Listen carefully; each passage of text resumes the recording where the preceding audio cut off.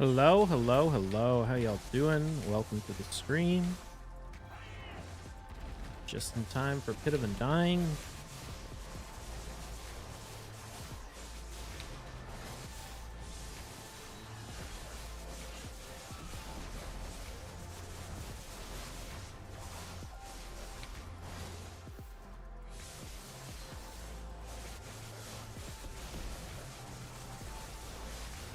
Finally landed CC. There we go. Nice.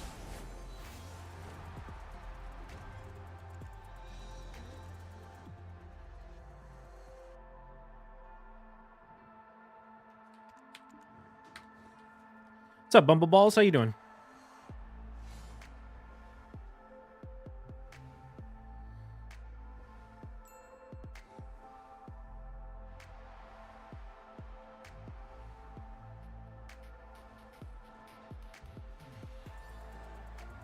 Oh, Duran.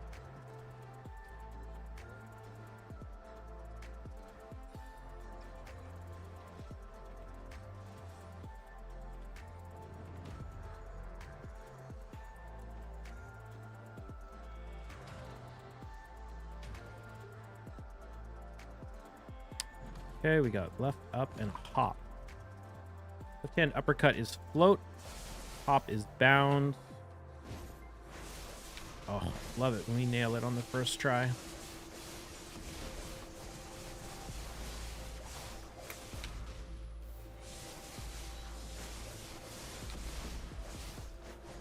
Oh, come on. He went into his iframe just a second too early.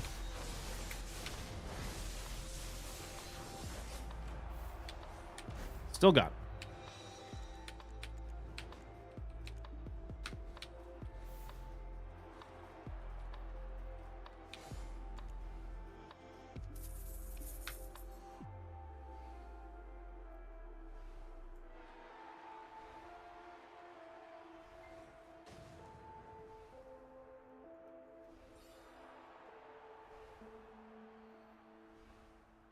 Trying to plan your fusion route, yeah? I am pretty confident the Saint Podrick is going to be part of the hero's path. I think they're going to do a guaranteed for him. So I think I'm going to skip the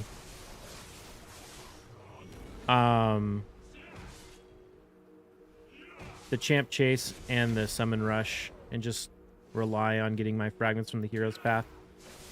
There is a possibility that bites me in the ass, but I have enough resources that I will be able to do it no matter what. It just might, you know, cost me more than I want if it ends up that I don't want to do that path, but... Oh, come on.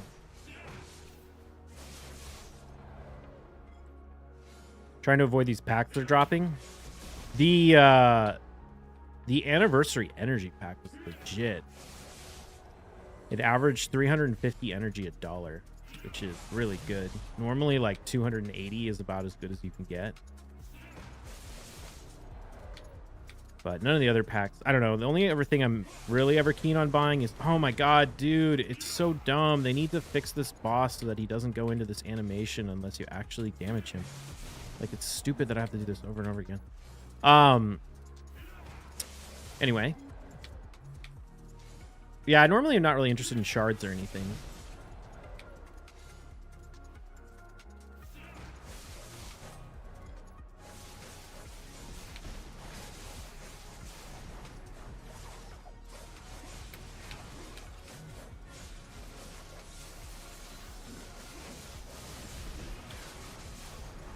Right, there we go. I think I forgot to do my swap.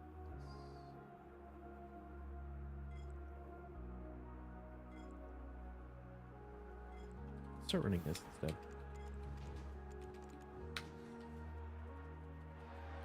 What was I saying? Oh, I forgot to do my boss rush last week, so I got to do that this week.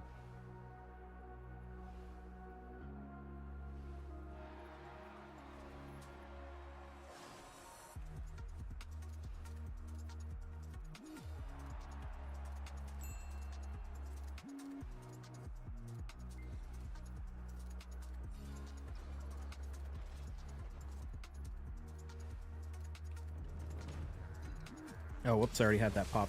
Come on, B. What buff am I missing?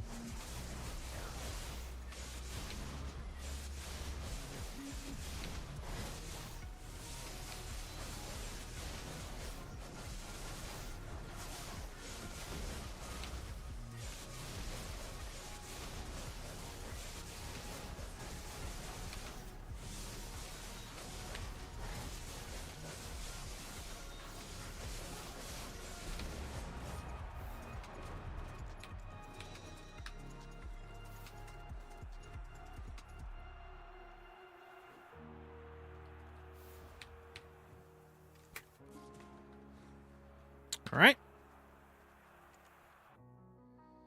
How much time we got left before my... We got 22 minutes. Took us 8 minutes to do that, so that's good. Let's start knocking out some of these. We might be able to get all these done, actually, before we're out of time.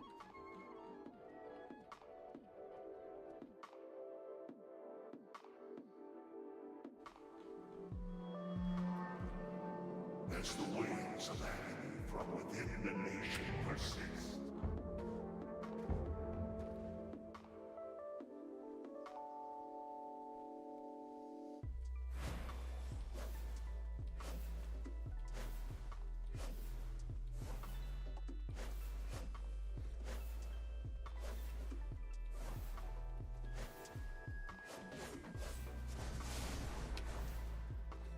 Oh yeah, I forgot. I don't really need to use a whole long animation on that.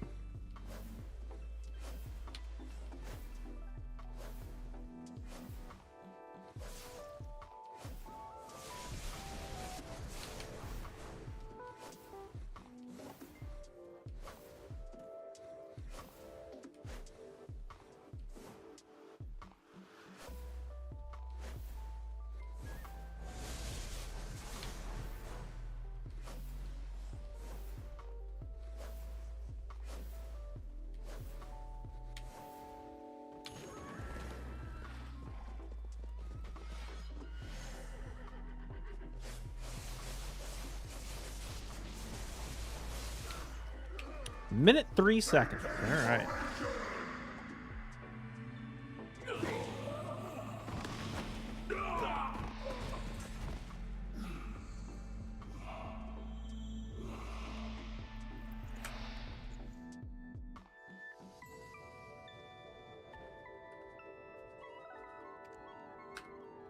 All right, next boss rush.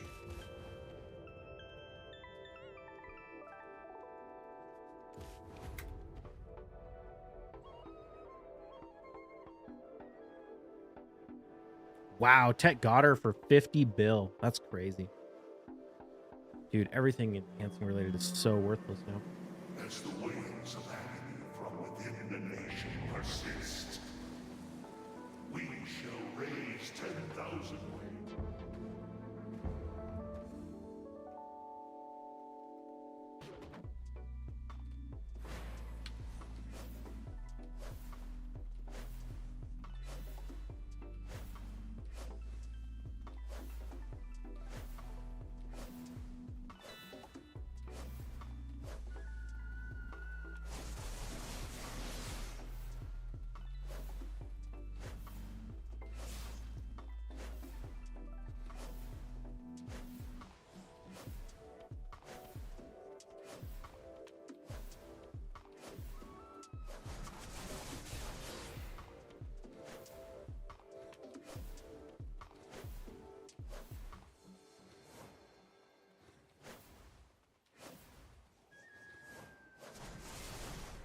Okay.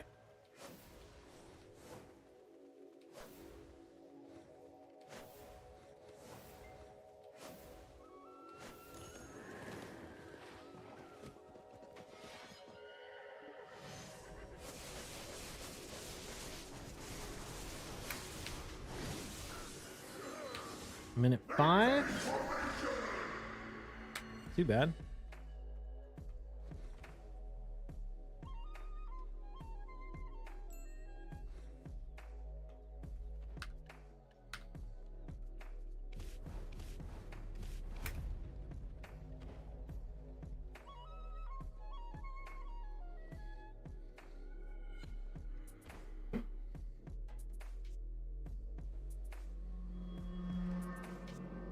as the waves of agony from within.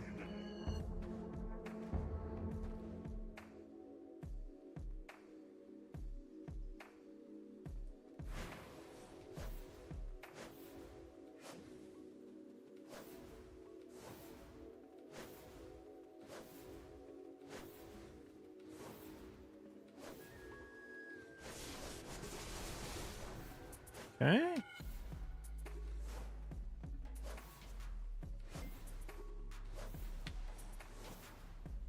I feel like I'm missing a buff, but I don't know what it is.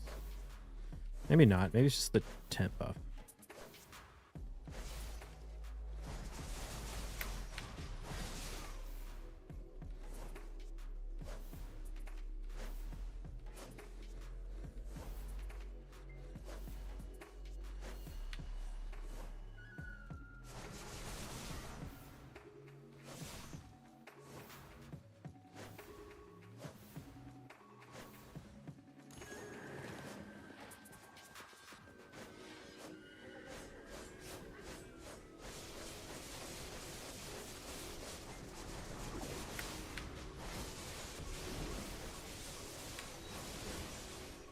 Oops.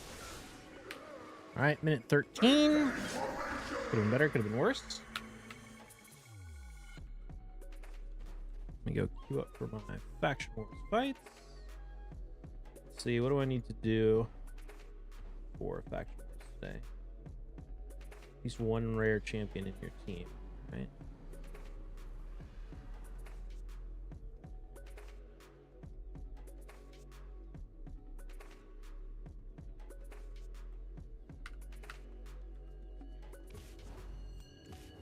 How much time we got?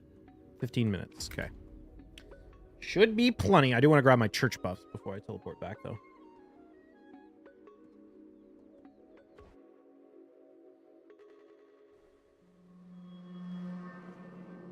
As the waves of agony from within the nation.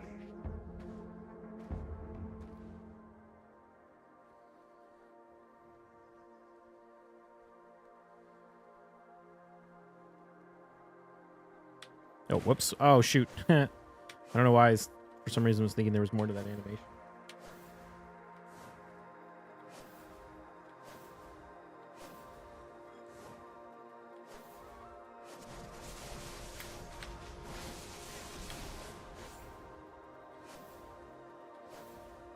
You ever play with music? I'm so used to music being on from other streams. Can you not hear the music?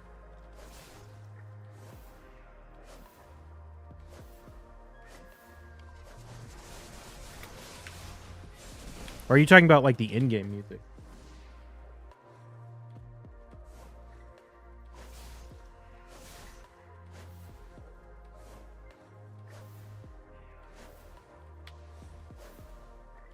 You hear it now? I think we might have just been in a song change. Didn't notice it. Yeah, I usually just listen to Potion Shop's stuff because it doesn't get copyright claimed. Although one of his songs has been getting copyright claimed, which is really annoying. I don't really know what the deal is with it too. But I just made a new playlist without that song in it, so that would stop happening.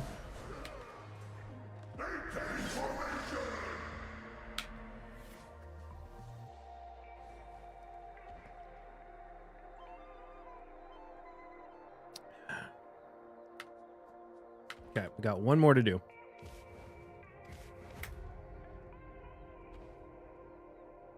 What's up, Jodacod? I don't know how to set up Twitch or like bot commands on YouTube. As the waves of agony from within the nation persist.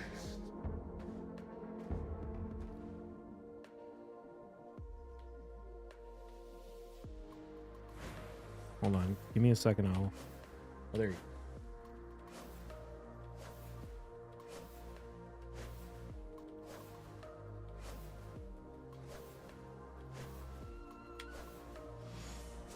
I don't know why I popped that buff. That was silly.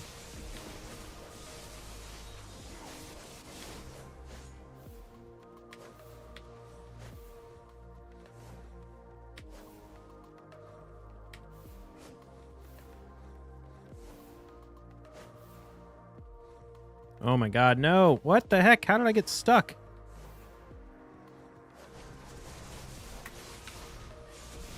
Just hit those Triators on a 137 stack. 137 stack. Damn, dude. Dude, I'm so bummed about this server merge. Or this server location change.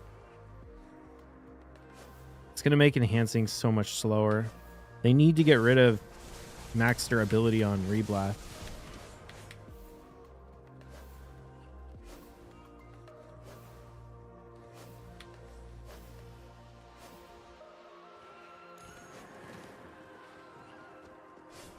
How many attempts did it take you, Bewees, to get the Ators?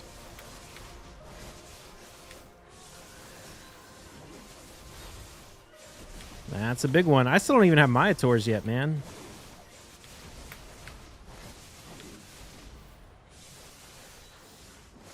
Two? Oh, wow. Boosted.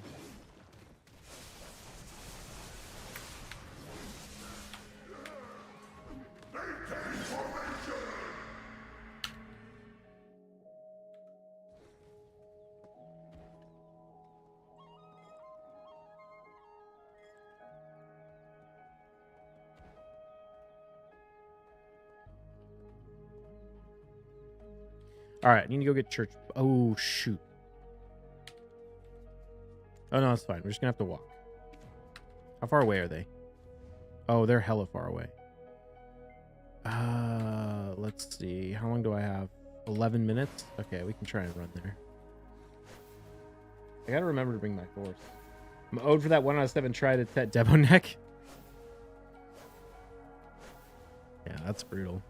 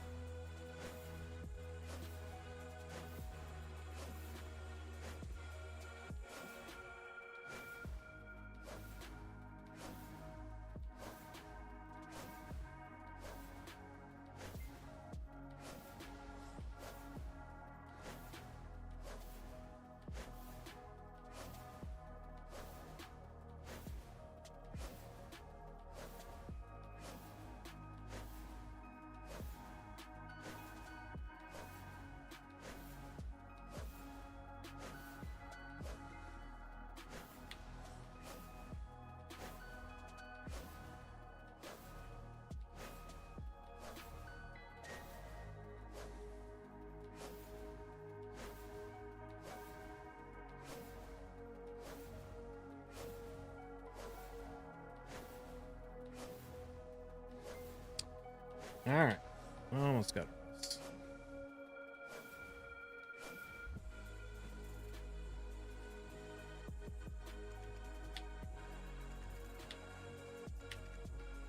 Sweet. Well, there we go. We did Pit of Undying, all of our boss rush, and got our buffs, and we still had quite a few minutes left to spare. Should I go in Arsha? Try that.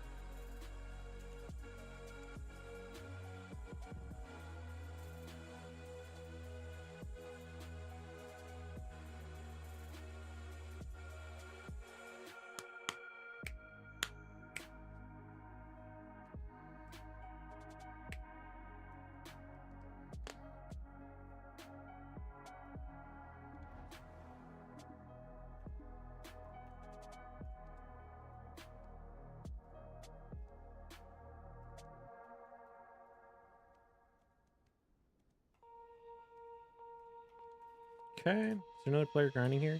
No, somewhere else. All right, that's good. Let's grab our tent buff.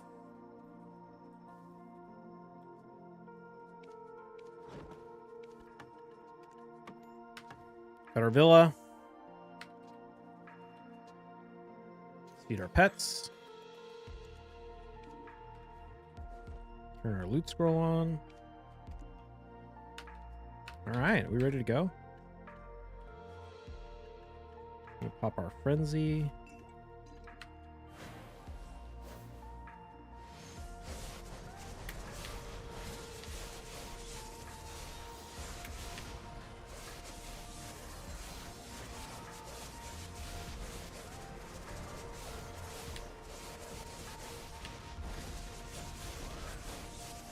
Oh, I gotta repair.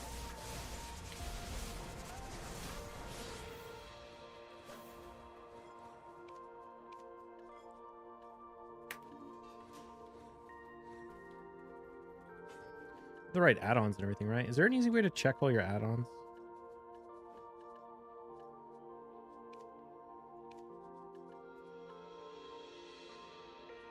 That's right. Let's see. We got this faction. Oh, I didn't do Shadowkin yet. That.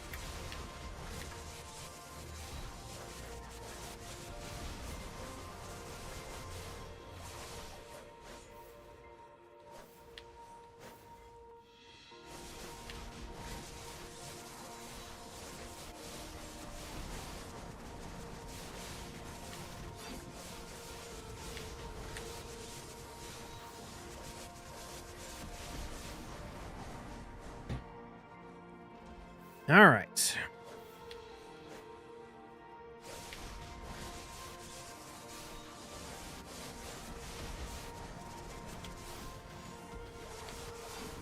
Oh, I forgot to check my market. See if I won any. 20.5 for a Tet Disto. Oh my god, dude. Why is the game like this? What is wrong with you people? Oh shoot, do I not have any concentrated in the market? Flame grind sucks. Well, we're just kind of killing time.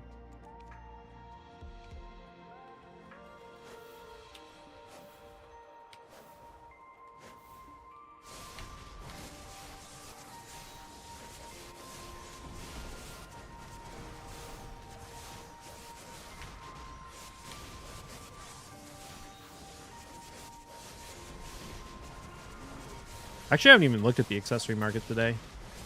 Who knows? Maybe it's magically better. Kind of doubt it, though. And things are starting to go up maybe a little bit.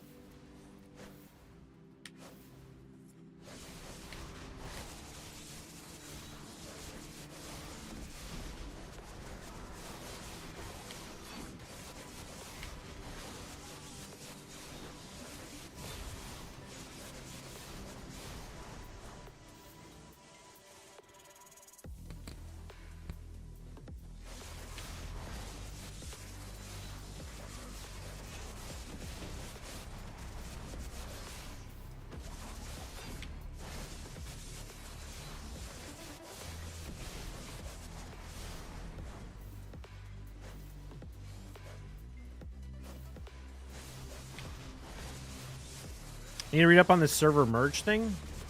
It's not really a merge. I think they're just moving the location of the server. So it's going to be in, like, Central instead of California. They announced it at, like, the Calpheon Ball, like, 2 years ago. It's taken them, like, a crazy long time. But it's probably going to be worse for us.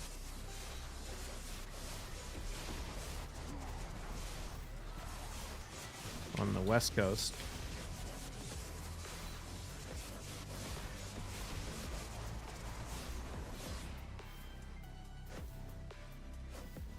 So lag shows one in Hillsborough? I think that's just the node. I think the actual BDO servers are in like San Jose.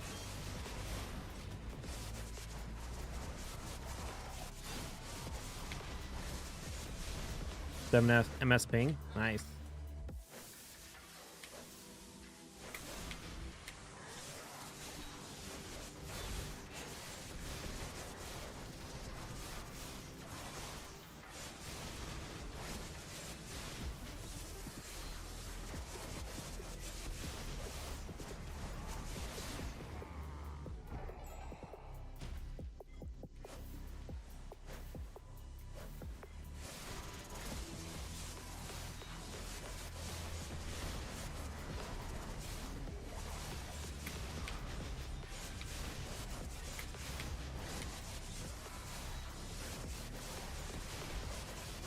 What's up, Retired the Best? How you doing?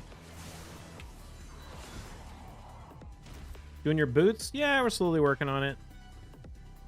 Just been grinding the boots when I don't have anything else to do.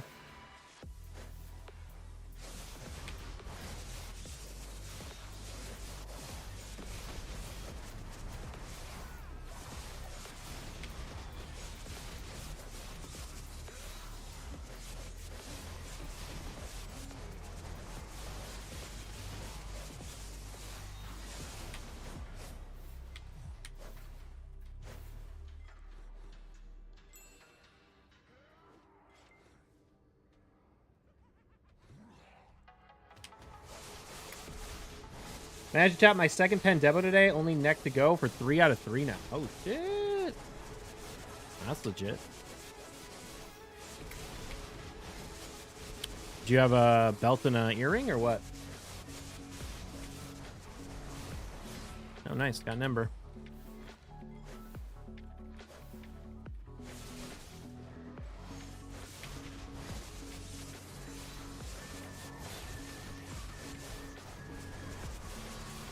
Yeah, weird.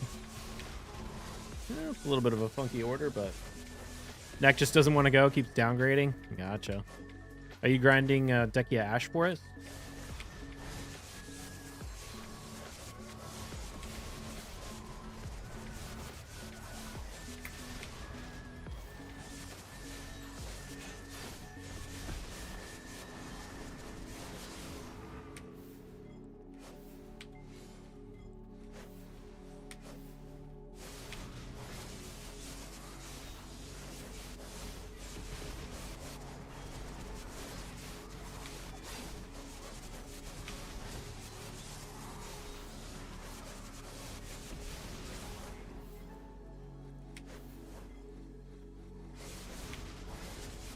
A little bit on Witch, but mostly chill grinding normal Ash. Ah, gotcha.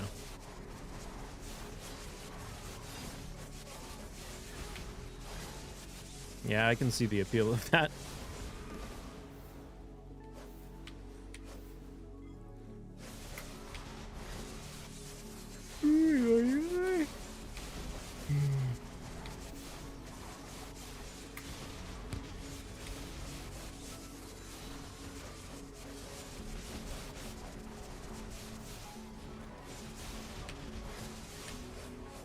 Oh, nice. Another ember.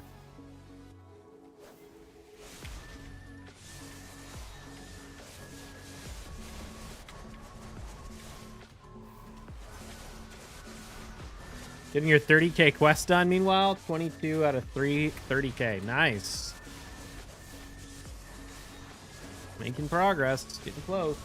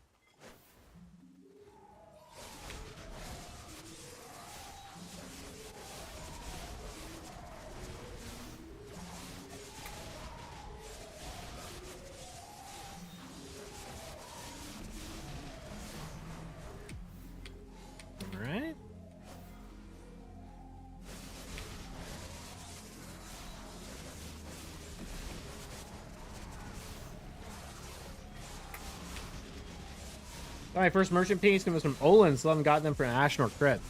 Damn, well the Olin was the one is the hardest one to get. Well, that's nice.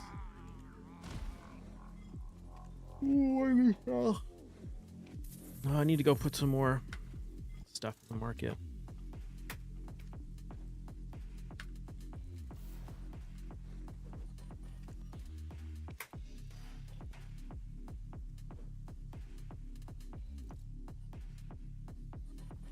Pretty lucky to get that one done. Yeah. 3 crypt pieces in 12 hours. I think the merchant ring drop rate in crypt is like really high now.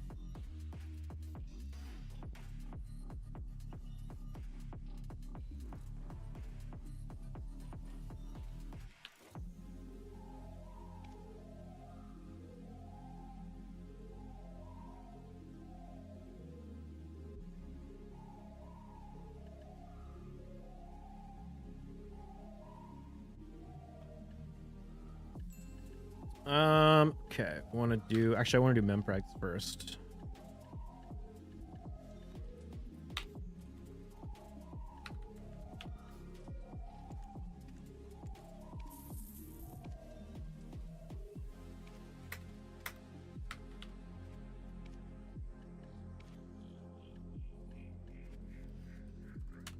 Over 100 hours into crypt and 0 pieces. Ooh, feels bad, man. Mine only took like 80 before the rework to crypt. Oh, excuse me. The rework to crypt that made it way easier.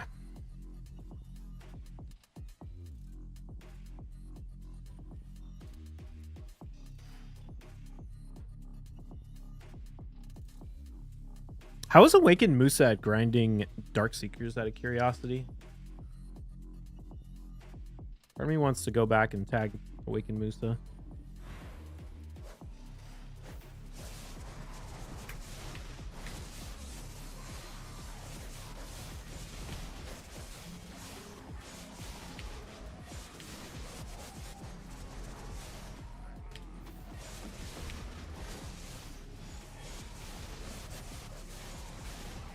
Wow, Debo next, 75 mil. Crazy. How much are Debo next on EU right now?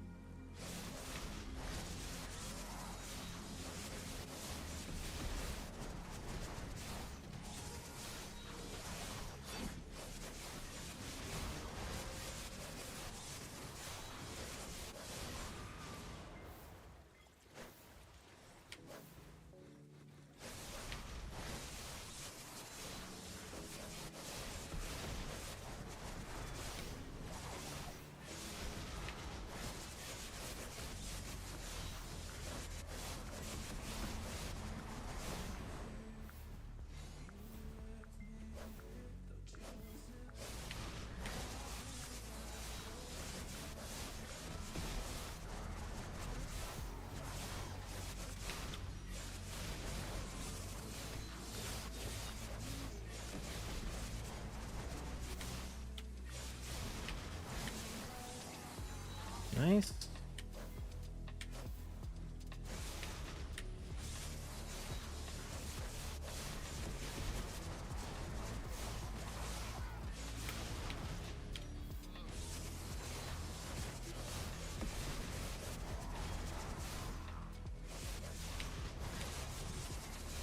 Hope we can actually get a good global labs today. It's been a while. Yeah, what are you hoping for?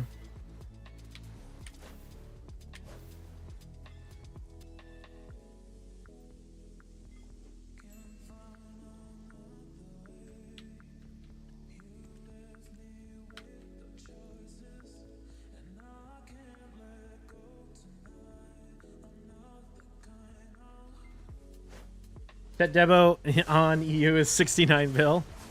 Nice.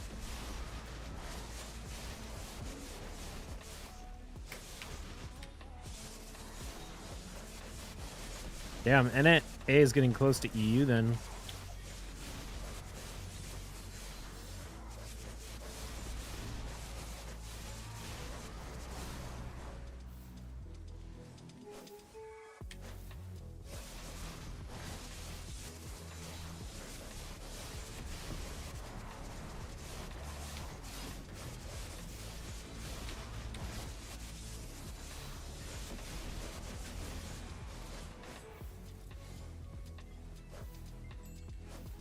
I don't know, probably too much to ask for. Some new content, but something.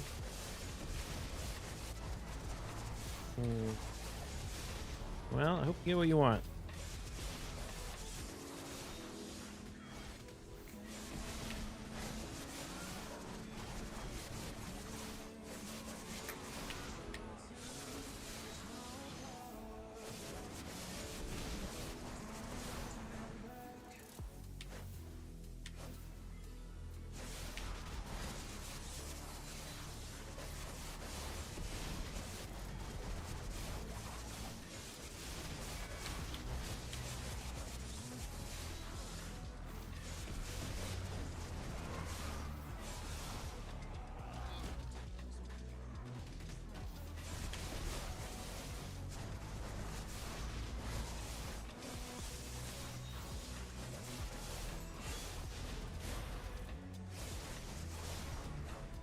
Anything cool?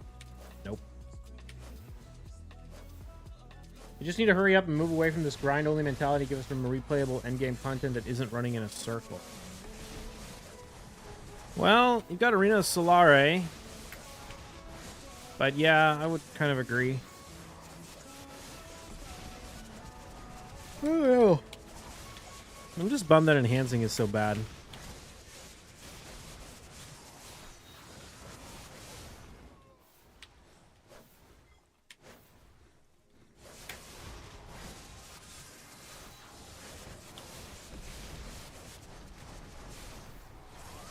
I want to go back to enhancing, but it's just so not worth it.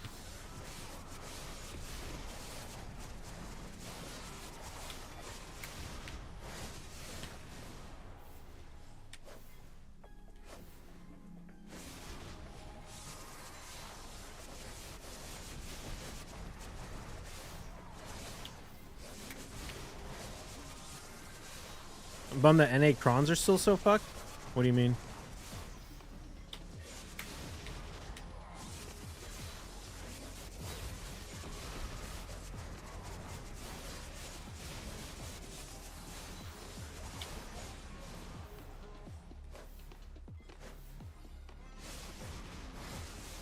NA is turning into EU? Like you're having a hard time getting crons? I don't know. I haven't really tried to get crons in a while.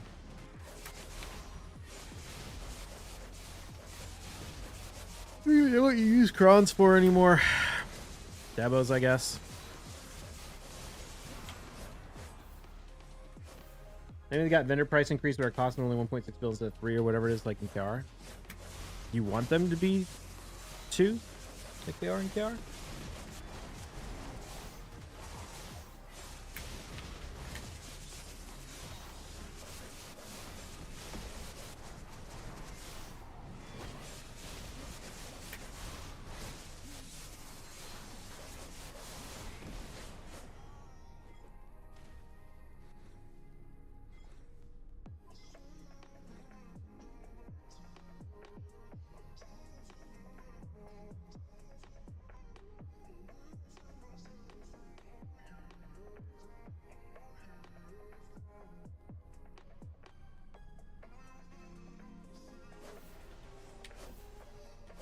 So there's no guarantee to get more, get listed, but I just think the price is too low compared to grinding income. Oh, I wouldn't count on a costume buff for quite a while.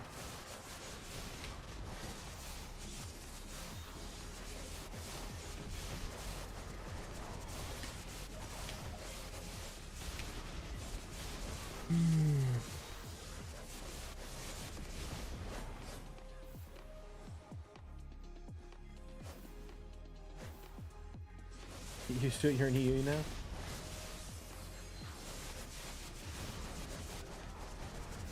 I mean, I don't even know what you need crons for. What are you using crons on?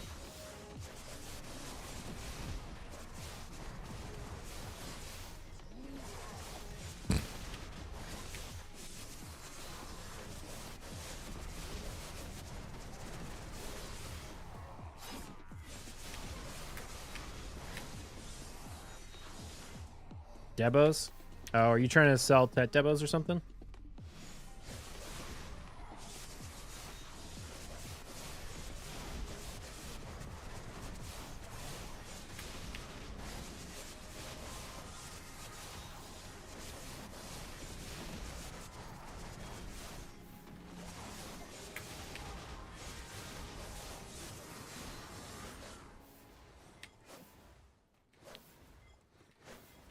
Oh, my frenzy's gone.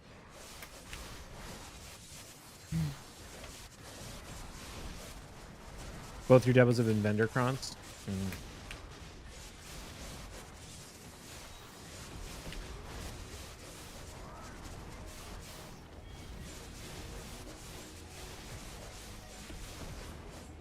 Oh, another caboose fragment. Nice.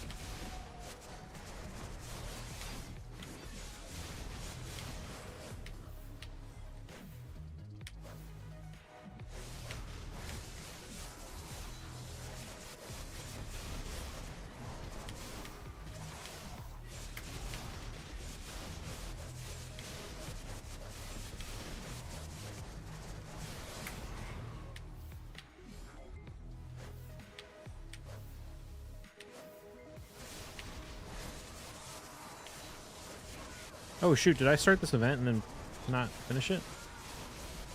Might be.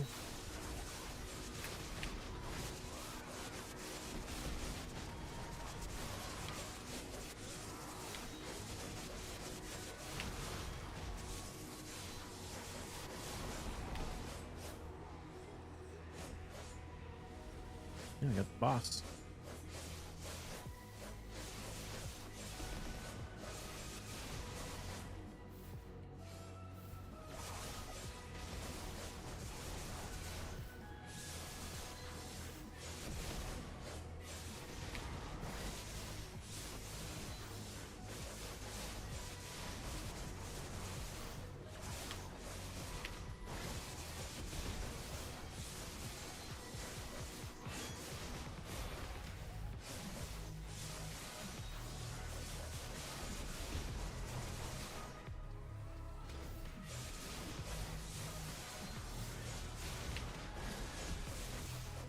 At least I enjoy crypt so I can stockpile belts when I'm going to do treasure item while getting costumes, I guess. Nice. Never understood why this boss gives Kabua frag instead of Ember when it's meant to be more of an Ember spot. Yeah, is it supposed to be more of an Ember spot though?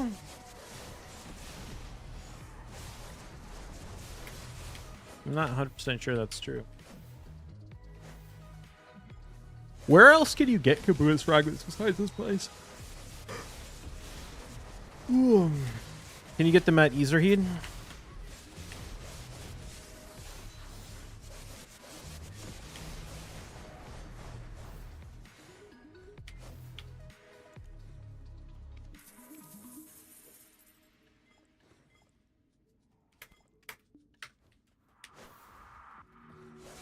New robot drops them like crazy. Ezerheed a lot more often. Gotcha.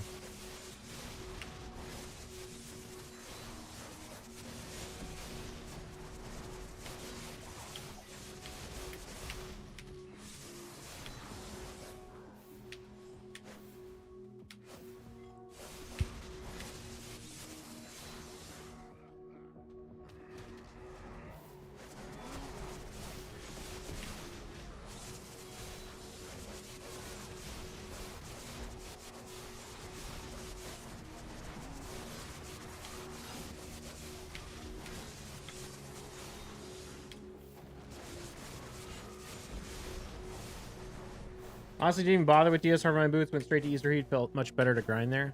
I just don't like grinding it because it's too high effort compared to DSR. I like my grinds lazy so I could read chat and play raid and not worry about dying.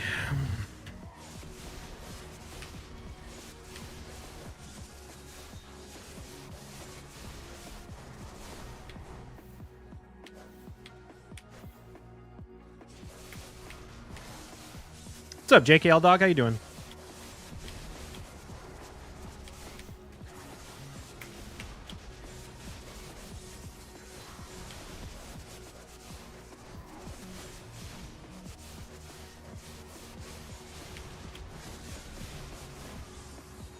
Only part I really think about is the leg phase.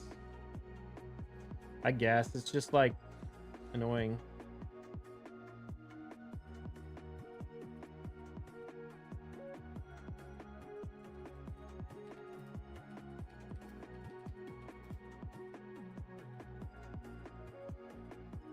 I don't want to have to learn it. Didn't know you grind? Yeah, mostly just grind to kill time. Pretty good, bro. Rocks and bit for the gym. Nice, nice. My personal average for Kabua fragments at Easter Heat was 5.8 an hour versus 2.1 Emperors. Full Kabua dropped there too, which is nice. Damn, that's legit. Tomorrow +1 on Ancient is and Sagas is cool. I think that's the first one during a fusion. Yeah, I'm not gonna pull though. I think I'm gonna save everything for the Heroes Path. I'm pretty sure we're gonna get a guaranteed for Saint Patrick or whatever his name is from the Heroes Path.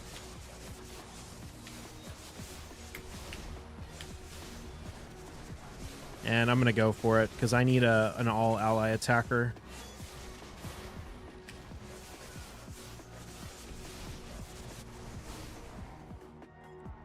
There's a reason Kabua fragments have been sitting in the last 2 days in an A. Everyone has getting tons of them. Yeah, I think those things are not going to be sold out. Like, I think the Kabuas are going to be pretty easy to get soon. Look, there's only 4 pre-orders. Yeah, those are going to sit soon. These are going to, I mean, these are already sitting, but that looks cool in Sylvans, but I'm not too interested in him. I'm kind of close on Mercy. Ah.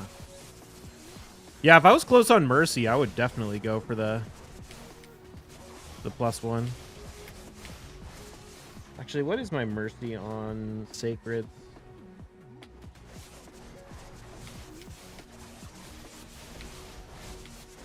This would be the perfect event if you had like 50 shards to go ham to try and get a +4 Duchess. Or maybe even more than 50 shards. Because you get the +1/+1 like kicks you off towards the 25x like super fast. That's how I got so many Kajas.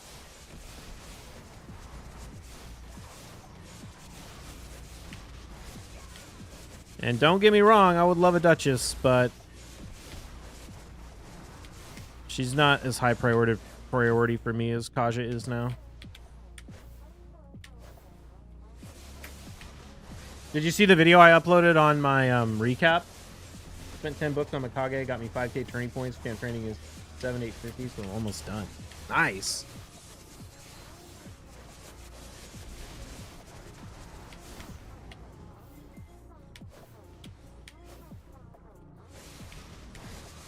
I have the world's fastest Kaja. According to Polarium. Saw the stones in Live Arena? Ah. Yeah, in the little recap, it told me I had the world's fastest Kaja.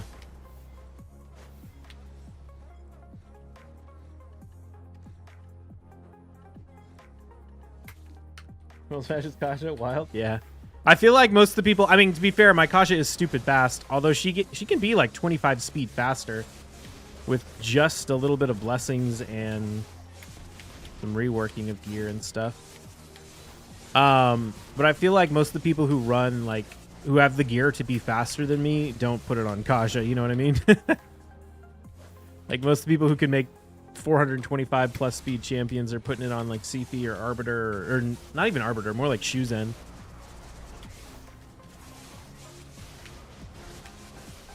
I'm going to ask you, did you like her right when she was released, or like it took you a while to warm up to her? No, as soon as I saw her kit, I was like, this champion is amazing. I'm going for her 100%. And then I pulled 2 of them while going for her, because she was a guaranteed, and I pulled her while going for the guaranteed. So I had 2 of them right off the bat. And I was originally planning on building 1 in Stone Skin and 1 super fast. The Stone Skin one was going to be to like counter Tormans, and the super fast one was going to be like just a fast one. But then I ended up making her even faster than my Arbiter and just dealing with the Torment and just, I don't know, it just wasn't really a problem. So I didn't even bother with the second one. I just used her so much that she became my, like, I was like, oh shit, I want to get this champion to +4, especially since I started with 2, right? And then there was the +1. There was the same event we're having tomorrow for Duchess. We had that for Kaja. It was a buy one get one with a progressive chance for Kaja, and I had like 25 sacreds, and I pulled them all and got 2 more from that. So that's how I got to be 1 Kaja away from a +4. Although to be fair, I don't just need a 1 Kaja. I also need 1 more Banner Lord I can use to put in my Faction Guardian.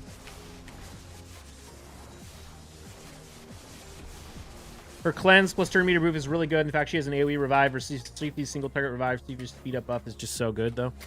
Sifi is a great champion, and I think she's really good when you pair her with increased defense or with defense-based nukers, because not that many champions bring increased defense. But Sifi has a lot of limitations compared to Kaja as a go first champion. In particular, her lack of speed aura really means that Kaja can beat Sifi in a speed race, and you don't need to bring a speed aura DPS. Big Papa Drock, thank you for the raid. Why did my alerts not play? That's weird. Thank you for the raid. Welcome everyone from Big Papa Drock's stream. How you doing?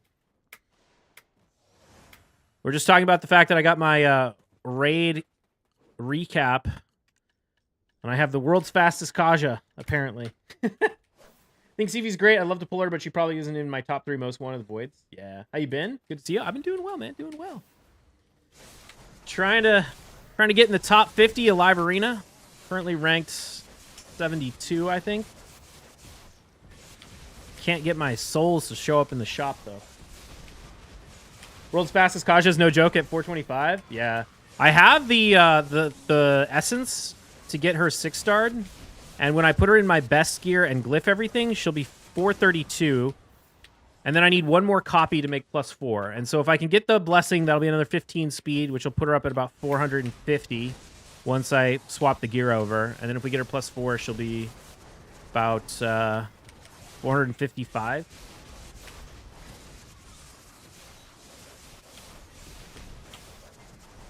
But the +4 is going to be a little hard. I'll have to get her eventually. You built her for Sand Devil? Nice. Live Arena's changed big time. Speed is out of control.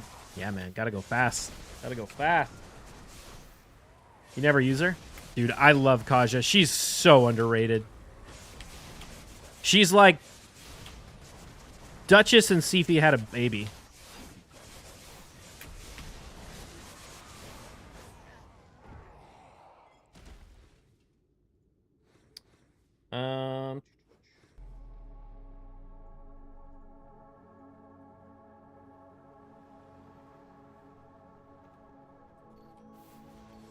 No Maeve?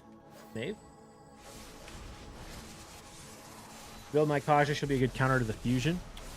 Good counter to the fusion. I don't know about that. Oh, I guess she kind of is a good counter to the fusion. Yeah, she can block debuffs so you don't get stunned. Oh, you had the world's fastest Maeve. Nice.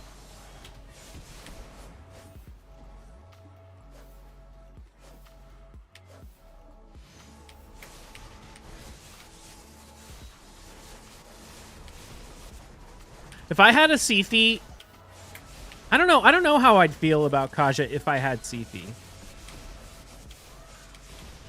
Like, I definitely wouldn't be as in love with Kaja as I am, but I feel like I might have missed her potential if I had Sifi. You'd use the Sifi? Kind of, but honestly, no. I mean, yes and no. Sifi's great if you want to use defensive nukers, but her lack of blessing, or her lack of aura if you want to use go first champions is a huge problem. Because you can't run like double turn meter booster lockout with a Sifi unless you run like Lazarius or Wukong.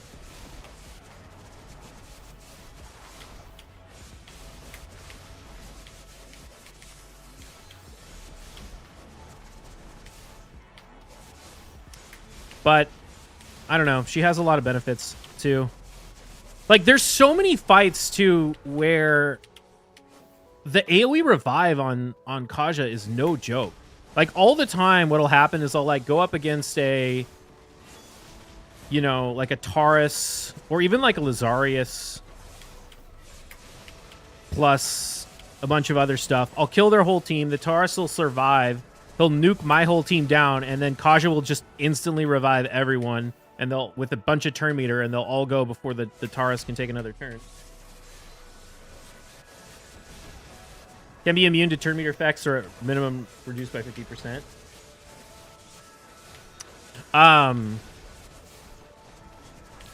Oh yeah. Yeah, that would be kind of nice against the fusion, I guess. I don't know.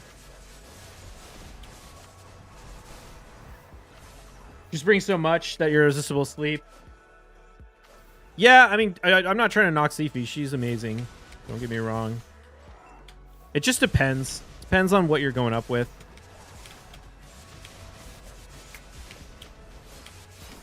Sifi is definitely more versatile. Like, I feel like a lot of people tried to build Kaja like they build Duchess instead of like how they tried to build Speed.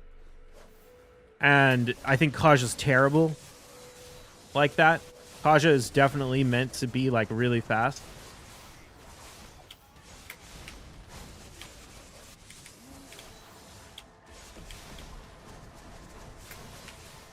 If only I had Sifi or Duchess. Yeah. Depends on who you're using for and what content. Yeah, no, for sure. I mean, and it all depends on the matchup, too. Like, I've won so many fights in live arena because the opponent tries to challenge me in the speed race with the Sifi, and they don't bring 2 speed auras. So I just ban one of their speed auras and then just beat them in the speed race. It's like if you run Shuzen, Yumiko, Sifi, Taurus, and Harima, I just ban your Shuzen, and I'm going to go before you 100%. No matter what. Because you don't have a speed aura. And it doesn't matter how fast your Sifi is. If you don't have a speed aura, you're just at a massive disadvantage. So, you know, it depends on what you run.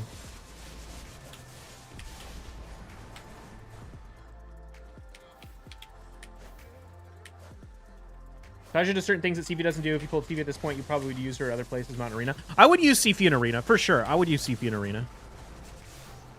I might even use both Sifi and Kaja together in Arena and drop the Arbiter. I'd probably drop Arbiter from my team more consistently than I'd drop Kaja from the team if I had Sifi. You try one Wukong and our bias. Yeah.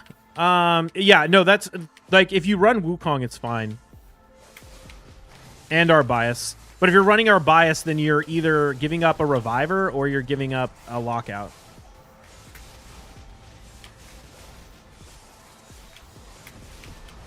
Another speed aura reviver. I mean, other than Arbiter, the only other one that gets used is like it doesn't provide any turn meter boost. I mean, the only revivers that provide turn meter boost are Sifi, Arbiter, and Kaja, right? I guess if you count Marichka as a reviver, but I don't really count Marichka as a reviver. And she also doesn't get very much turn meter boost. And Korra? And Korra doesn't give any turn meter boost.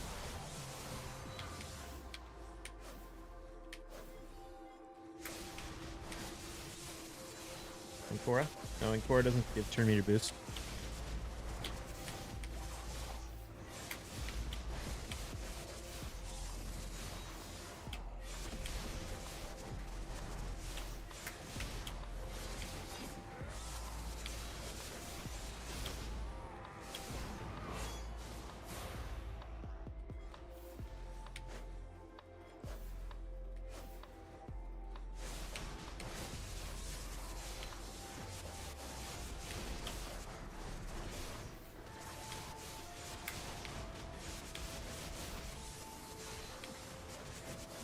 Dude, the champion I really can't wait to get my hands on, though, is Carnage. Carnage is the champion I want so bad, dude. His speed aura, 33% in Arena. Plus, he's like a Rhonda on steroids, and Rhonda's already amazing. Is Drock still here? Drock and Ash put Carnage as like rank 8 on their mythical list, and I was so incensed because I think Carnage is insane. You're here? Dude, did you read Carnage's kit, man?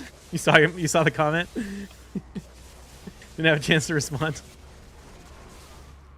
Yeah, I think Carnage is nutty. I mean, obviously he's a counter pick to certain things, right? You're picking him against like Tauruses, you're picking him against Harimas, stuff like that.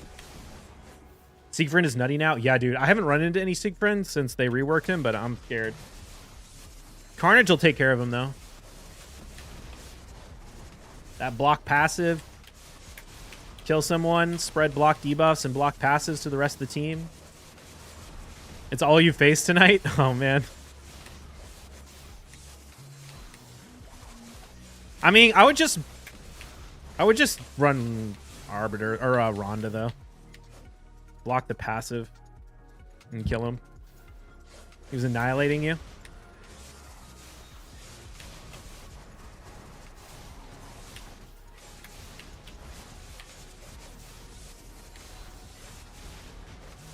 He is annoying though, for sure. He's very annoying.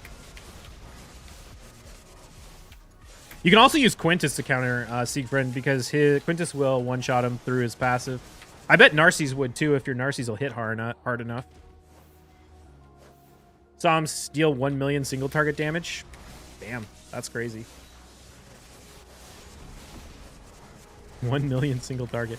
What's his multiplier? I need to remind myself his kit. I mean, I know his main kit is like he nukes someone and debuff or spreads damage when he kills them, like Wukong. But I don't remember what the multipliers are on it. I think it was like 8 or something. Mythicals have nutty multipliers.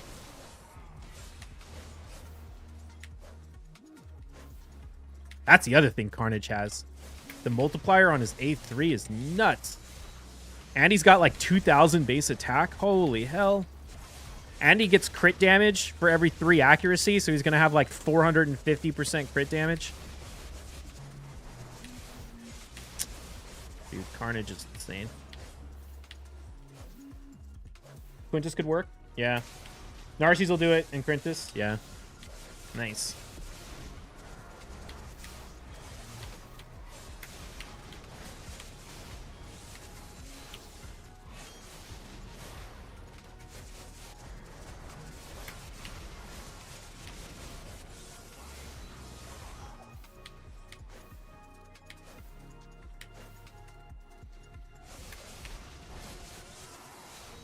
I'm so happy we got the Great Hall bonuses for City of Centranos. That's going to make it so much easier. I don't have... Oh, shit. Hey, it's Zirdan Hunter. What's up, Zirdan? You little bastard. Is he trying to stream snipe me? Oh, come on, dude. You didn't even let me... Get out of my V? Lame.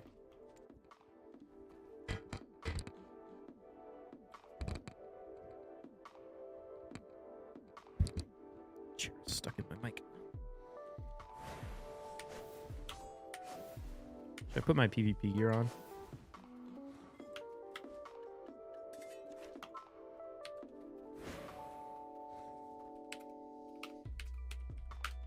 Oh, he said he didn't know it was me.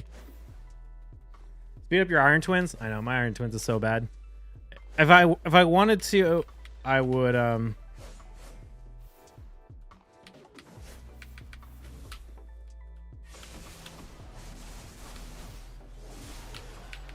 No, Zirdan's gonna... Oh, no. No. I even got a break in there. I thought I got CC'd. I should build out my Emic for Iron Twins. Oh, wait a minute. I have it on 1 time, so that's not going to help.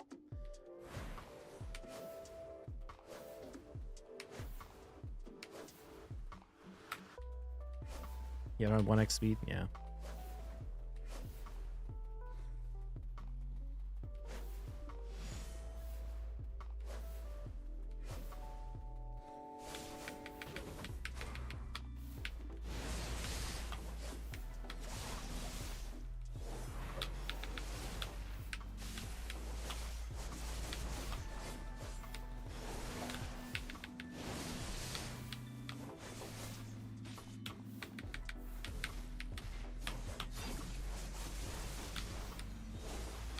Oh, nice.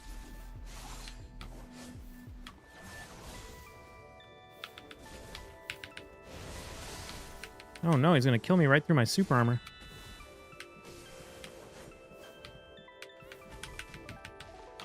Oh, jeez, dude, I didn't even get CC'd and I still died. Come on. In my evasion build. Some bullshit right there.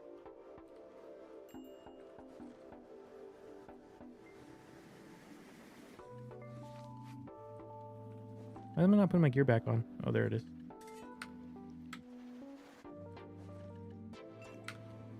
Ziridan's way better than me at PvP, though. This is going to be real hard.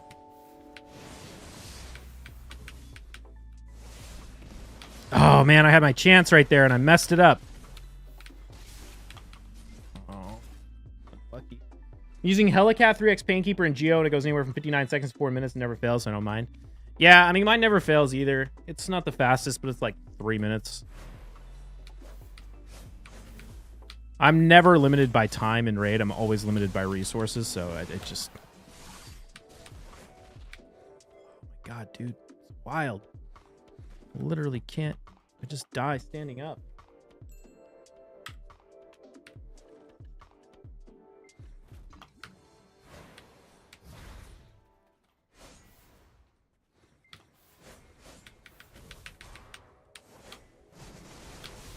Oh, come on. I tried to dash right there. I gotta, like, play slower. I was thinking about it. Was it you who asked me yesterday, or what was it, 2 days ago, like what my most wanted non-void champion was? I was actually thinking Helicath is actually pretty high up there on my list. I don't have one. I wasn't around for the fusion. Oh, we got him knocked down. Can we get the kill? Nope. Oh, come on. Didn't have the abilities ready for the combo. I didn't realize I knocked him down either. Yeah, I think I would love to have a Helicath, like a nuke build Helicath at like 300 speed. I think that could be really interesting. Did he just resist that, or was that desync? I swear I landed behind him. Hello from Ziridan stream. What's up, God?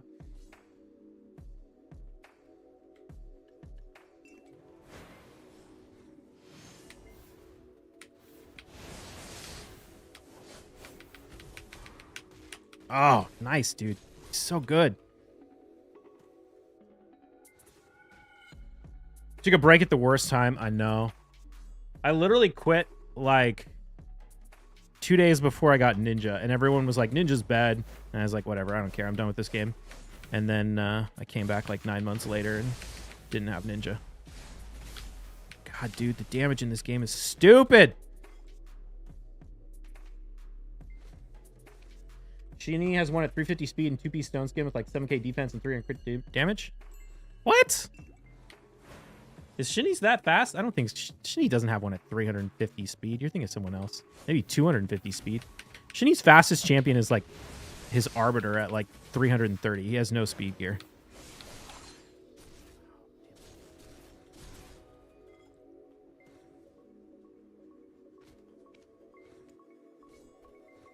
You quit before 7-day not Ninja login? I quit like in the middle of the 7-day login. Like 3 days, like 2 days before I got Ninja.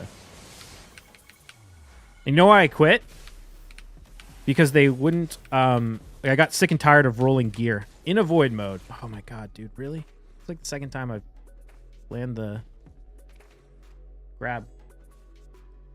And then they, like, literally, that was why I quit. Because I got so tired of slow rolling gear before they added the instant gear upgrade. And then when they added that, I came back to the game. Or when I found out they added it. Mike suggests something to try block jumping when you is doing Fallen God run.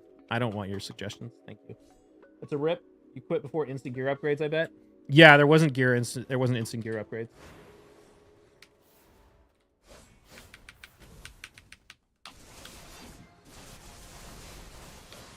Dude, look at that. How is he doing so much more damage to me than I'm doing to him?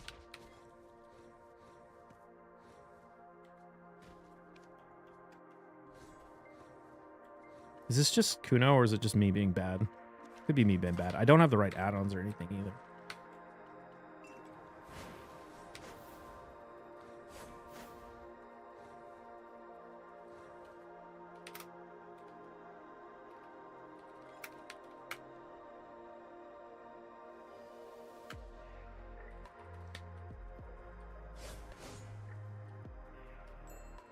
First piece I thought it might help. It's just really annoying when people backseat PvP. I literally stopped doing PvP on stream because it's so fucking obnoxious how much chat is just constantly backseating.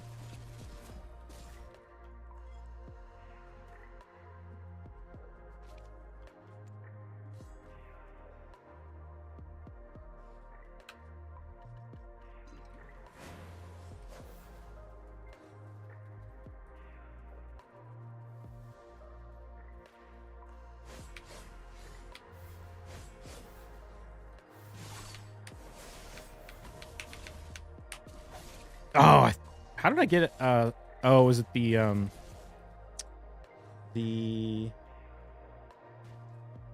what's it called? Block jump? I'm like, how did I get out of my awakening stance?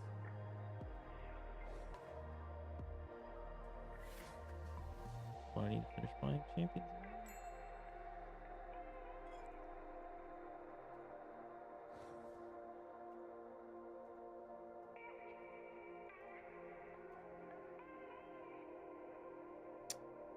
To be fair, Zeratin does PvP as much as you do enhancing. Yeah, he's way better. PvP's a lot.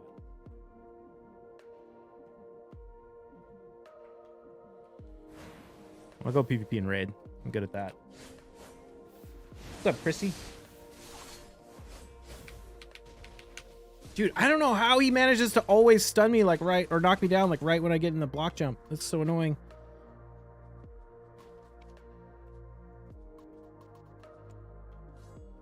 Helicath is so bad at dragging out fights, to be honest, makes everything take ages. That's true. I really don't like long arena fights. I had like one of my first ever arena fights go to 20 minutes the other day. And I'm like, how do people who run fucking stally ass slow teams deal with this? If my fight's not over in 5 minutes, I'm like, God damn it, it's so annoying.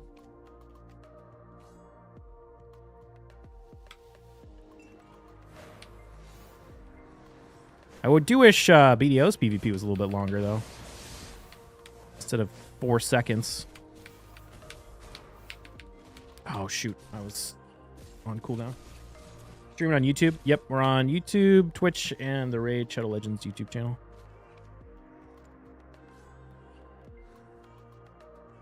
I don't know how she does it. Yeah, well...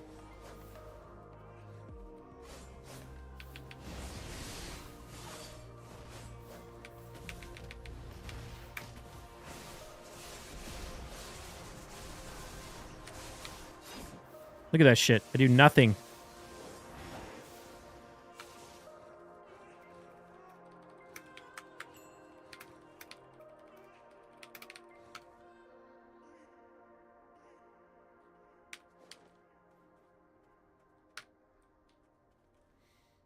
Oh yeah, I forgot about that.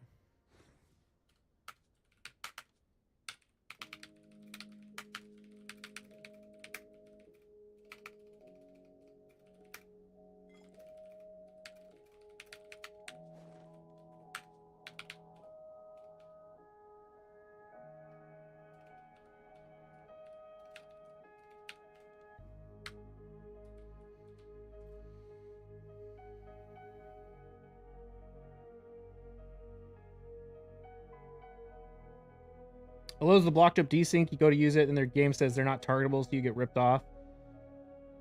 I mean, PvP and BDO is trash. I know it's like everyone says a PvP game, but honestly, PvP and BDO is pretty garbage for a lot of reasons.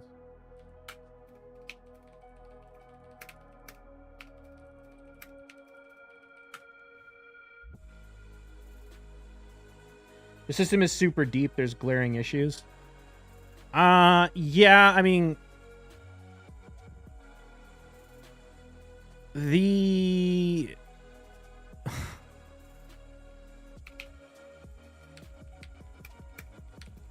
hold on one second.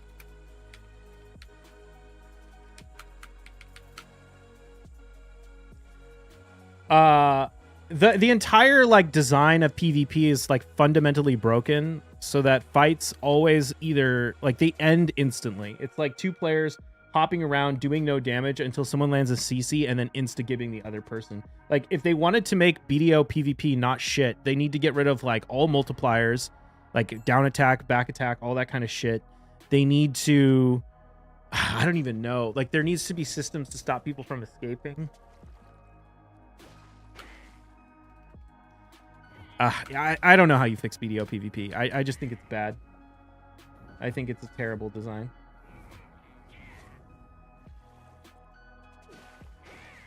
You see the YouTube comments on the chat panel of the stream? Yeah.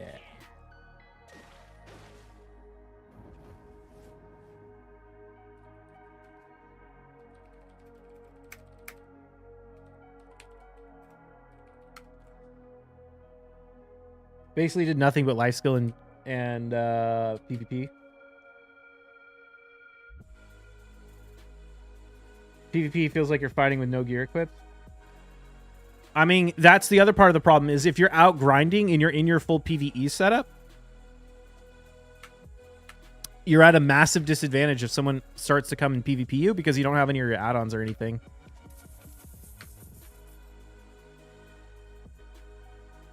Video combat system feels great, but the PvP feels super off. Yeah, the combat is good, but the PvP is just not. I don't know. I've tried to get into BDO PvP for sure, and I just never thought it was any good. Oh, swoop! I didn't realize we had 3 faction scripts open today.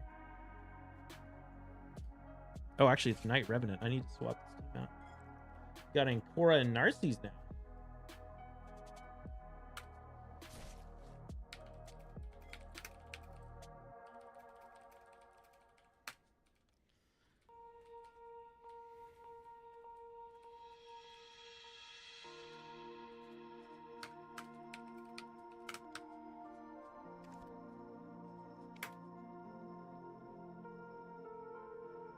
The fact that Dungeon Diver started 2 days after the tourney is lame. At least we got double speed, though, during the Dragon.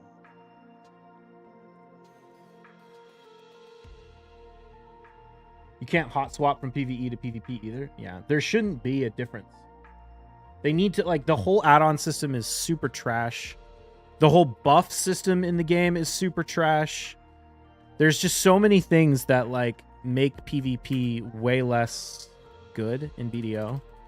Or it's not even PvP. There's just so many like things that hurt world PvP in particular. Like this idea of like you're out there grinding and then you swap and start doing PvP. It just doesn't work when you have add-ons that are PvE specific, when you have elixirs that are PvE specific, and like in so many buffs in the game that if you don't have, you're at a massive disadvantage. I think the whole thing is just like really poorly designed.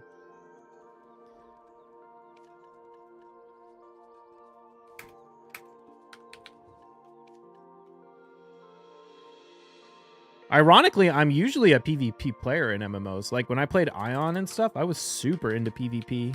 That was all I did. Just like open world grinding and then waiting for people to come gank me and then just PvP. So it's not like I'm someone who hates PvP typically. I just don't like it in BDO. All right, what do we want to do here?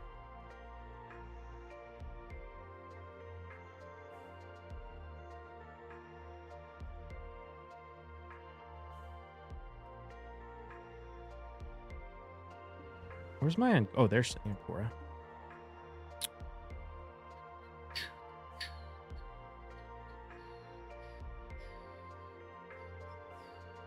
Those will probably work.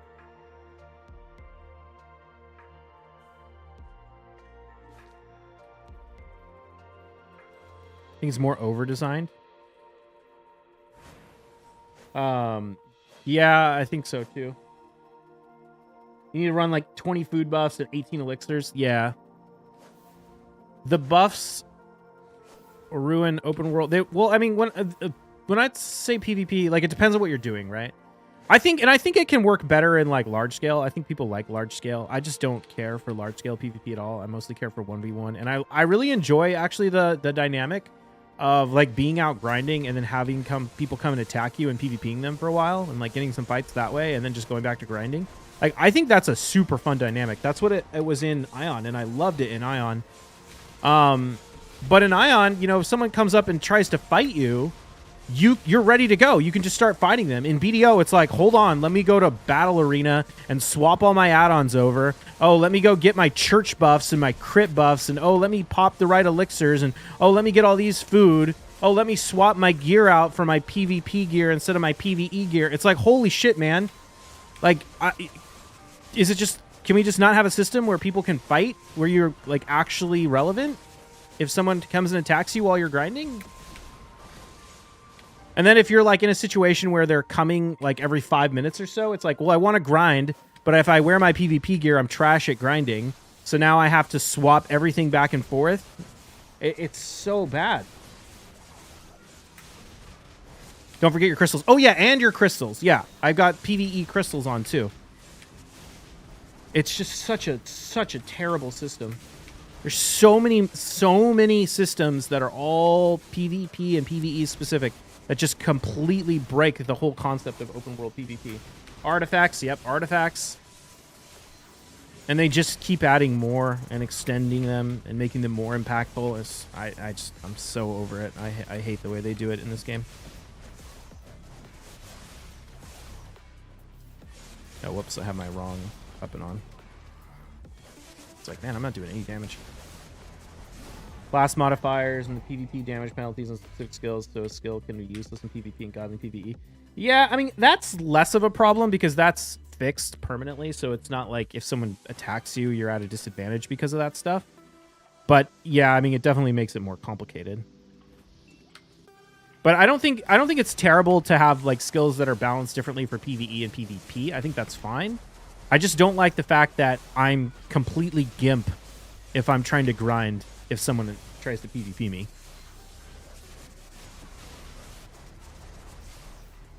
I've always been confused as why people think it's fair to run up someone grinding in full AP monkey set with their full PvP set and ready to go. I mean, it's not fair, but it's also Pearl Abyss's fault for making it not fair. I want people to come and attack me while I'm grinding.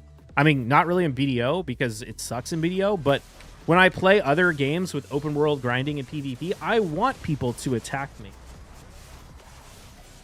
But I also want to be able to actually fight back without having to go spend 5 minutes swapping over 15 different systems between PvP and PvE. Like, I shouldn't be completely useless if I'm using all my PvE stuff. It's like the issue is PvP everywhere. Well, I mean, I'm on the specific server that has open world PvP, so normally you don't get people attacking you just randomly. But I don't mind that. I don't mind even the unbalance. I just mind the fact that I can't actually fight without like spending a bunch of time swapping back and forth. That's why Divios doesn't grind on Arsha. Yeah. To be honest, I find less conflict on Arsha typically. Like, usually I can go on Arsha for quite a while without getting any PvP. And to be fair, like, the average person that shows up in Arsha is... Even my PvE gear is significantly better, although that's becoming less true every day. But it used to be the case that, like, 99% of the players who would attack me on Arsha, especially back when evasion was useful, I could just pop my gear over and it wouldn't be a problem. But that was also, I felt like add-ons were less impactful back then too.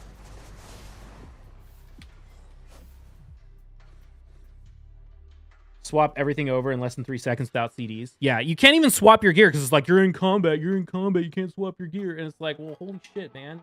I'm sorry someone attacked me. I guess I just have to die and go swap everything back. But, oh, they're not actually at the grind spot when I get back, so let me swap everything back to PvE. Oh, they showed up again. So now I'm just going to lose, and I have to go swap everything. It's like, come on, this is so bad for open world PvP. Remember when the Ninja and Kuno smokescreen granted plus 30 evasion? I feel like the devs are learning their own mechanics as they go along. Yeah. Damn. Oh, we just... Was that my my new record for Night Rev? I guess we got Narcies and Ancora in there. That's good. Hey, we got number. Nice. Is there a specific reason you're doing PvE on the PvP server? Yeah, less people and you get a drop rate bonus. And like I said, I don't really mind the PvP. I kind of like it.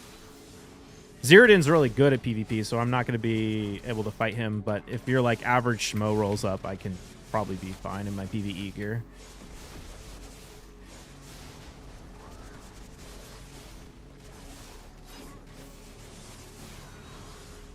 I prefer the pre-rework PvP from a few years ago. Everyone went all around crystals, and the only thing you had to swap was food buffs or sometimes add-ons. Yeah. I mean, the add-ons are the worst part, though, because you can't really swap add-ons on the fly. Like, gear is annoying, but it's fine, because you can swap it in, like, a couple of clicks. You can swap it without, like, having to... Like, I can just go into stealth, swap my gear. We'll have to pop out of stealth to do it, but, you know, it's not very hard. And be fine. It's really the add-ons.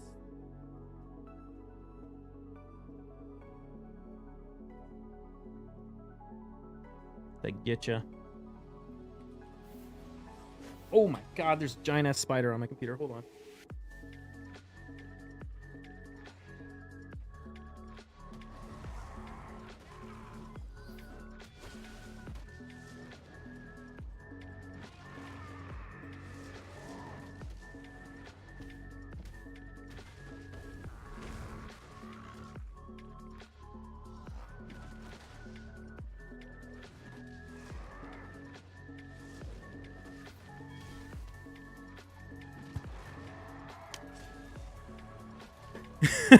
Holy shit, that was wild. I was literally just like looking at chat and then I'm like, what is that? And then I just realized there's a giant, I thought it was like something on the other, like the monitor, like in the computer, like, you know, on the screen, not like actually a spider on the monitor.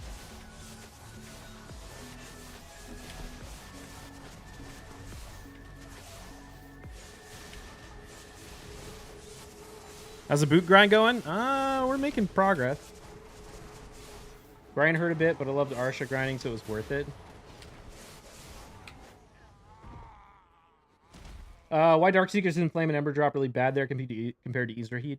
It is, yeah, but I don't like grinding Aetherheat. It's hard to grind. I mean, yeah, it's just I have to pay too much attention when I'm trying to stream and play raid.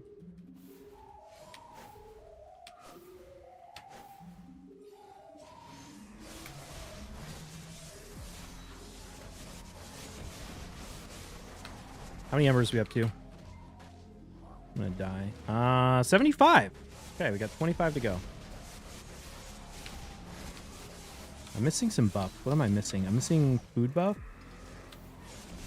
And perfume.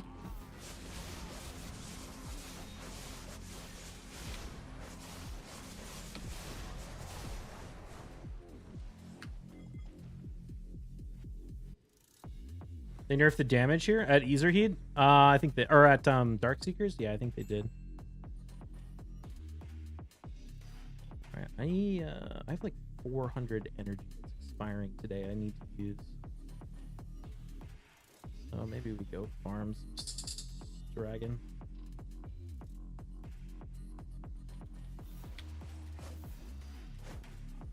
Torn, man. I want to farm dragon for the 2x speed with my energy today, but I also really want to farm enough dust to get my amulet rolled over on my Narcies and my attack percent on my Rhonda.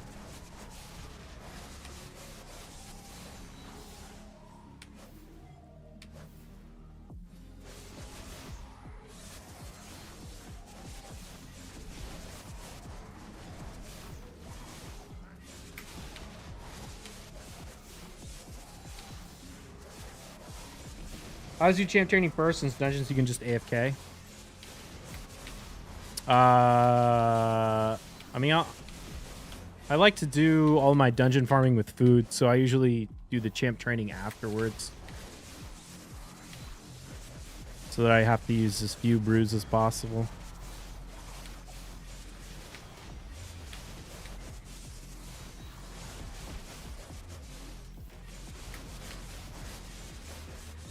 Congrats on the triple Debo, by the way. Triple Debo. Like the neck earring belt? Thank you.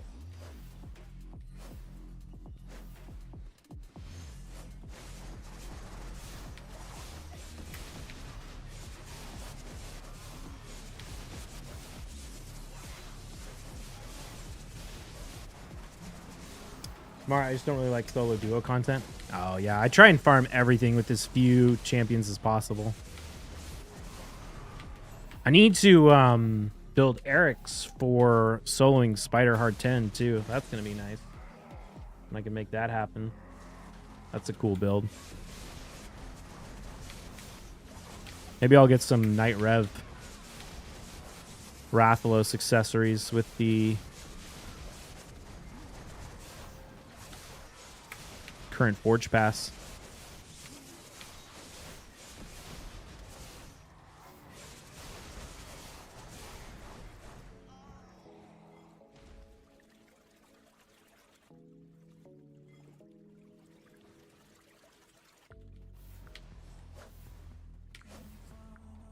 Buying the Forge Pass? Oh yeah, for sure. For sure. Forge Pass is a very efficient deal. We'll have to find more of these dumb boxes and Land of the Morning Light. Put it off for long enough. Oh, have fun with that.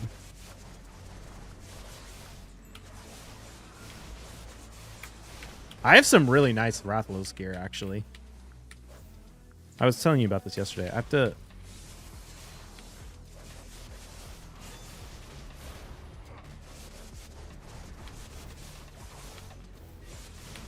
I just need some good accessories for Banner Lords. I want to put my Staltus in Rathalos, 9-piece Rathalos. My Timit's in 9-piece Rathalos right now, but I haven't really been using Timit in Arena ever since I've got Narses. Because, and Rhonda, to be honest. I mostly used Timit to counter people who ran UDK and Necrit against me. But with Narses and Rhonda, I don't really need Timit to do that job anymore. Because both of them can cut through shield and are not shut down completely by UDK.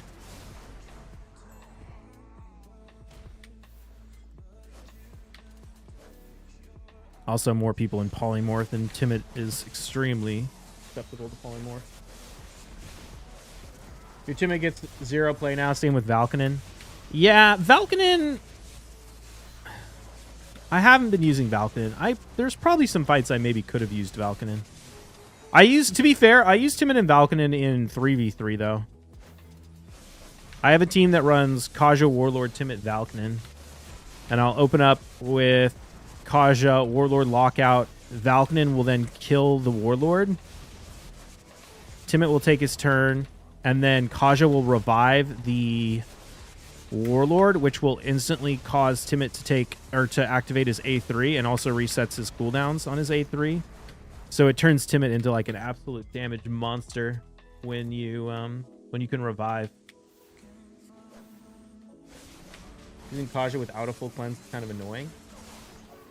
Kaja without a full cleanse. I don't know. I don't really use Kaja for a cleanse. I mostly use her as a turn meter booster with the block debuffs. You don't bring Timid? Yeah, I mean, my Kaja is built super, super quick as a go first champion. And so the main thing Kaja's there to do is either, like, I usually run Arbiter, Kaja, Warlord.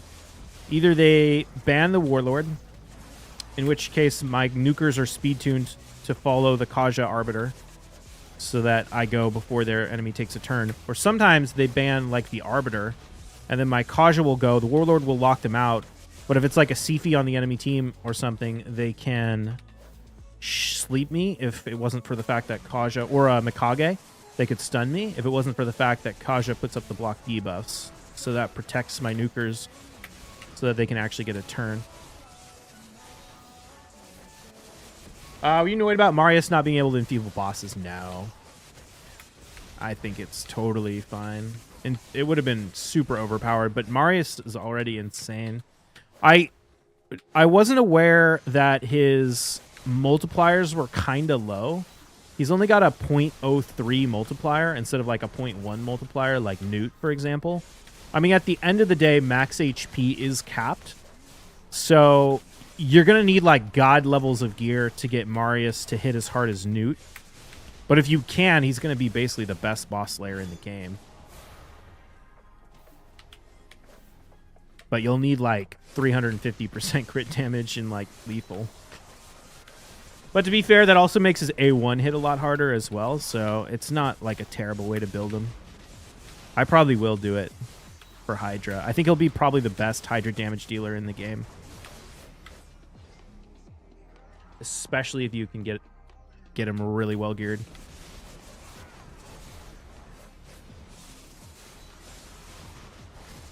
You think he won't hit the 10% cap with Savage and a 280% crit damage?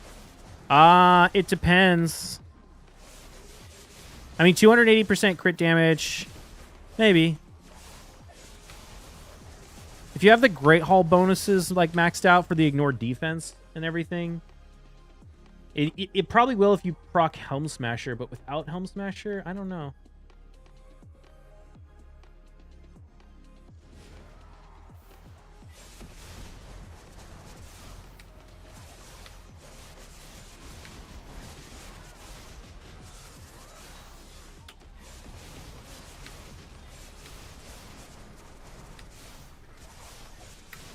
He probably will on like the heads that have low defense, but like the Head of Suffering, for example. Keep in mind they also have the damage reduction from AoE, so I don't know how that plays into it too.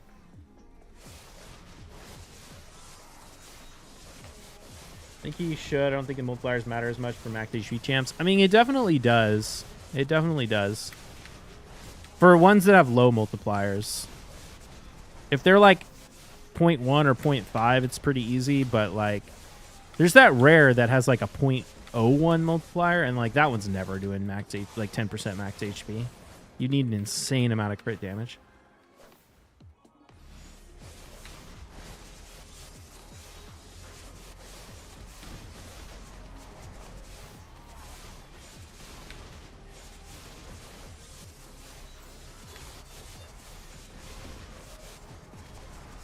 Still Bowyer, yeah.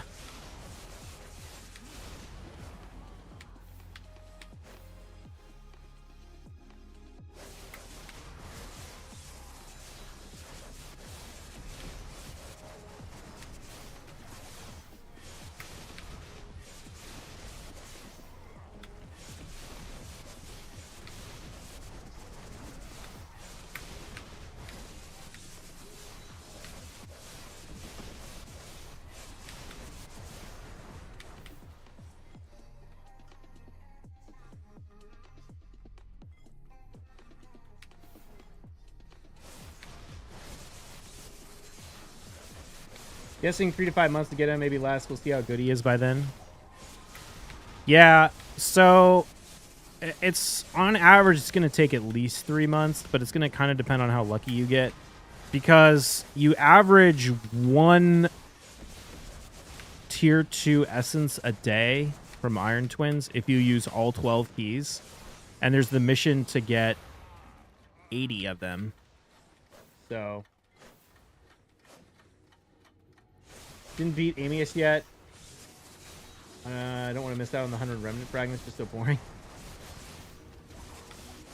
Yeah, Amius wasn't too bad for me this rotation. Grind stream? That's right.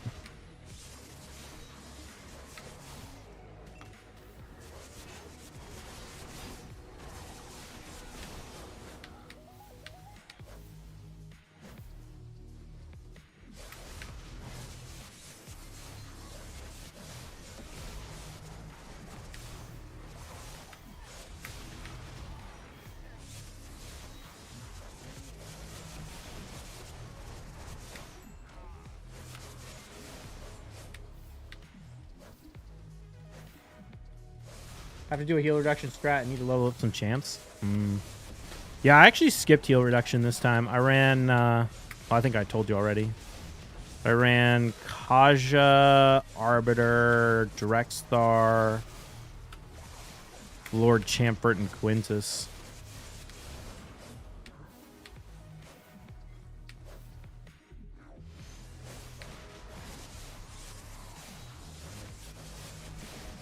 What do you think would have to happen to make the market good again? We need Blackstone prices to come way down. I mean, we need the pen accessory prices to go back up, or to have the base accessory prices keep dropping. Like, the big thing is it's just going to take time because everyone swapped to Debos. There's tons of people who are dumping pen accessories, and to top it off, they added Jatina at the same time. So there's a ton of people who are just selling pen accessories that they don't need anymore, and they're obviously not concerned with, like, is it actually profitable to make this? They're just selling something they don't need anymore. So they're selling it below, like, market production cost, basically. I don't know how your team out DPSs those heals. Try a few times, get smoked. Well, you have to play it on manual. I also have Brimstone. So Brimstone does a decent bit of damage.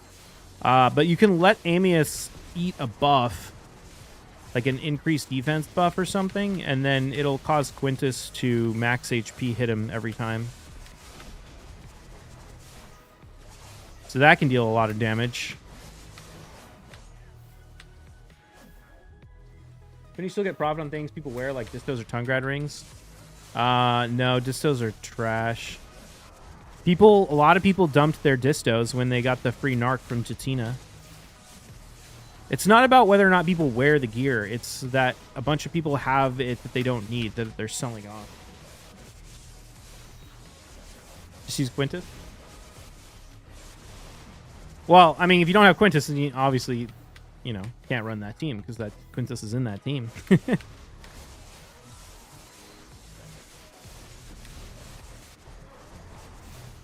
But you could... Quintus, honestly, I kind of forced him into that team. I don't know if he was the best. He kept dying, like, so often.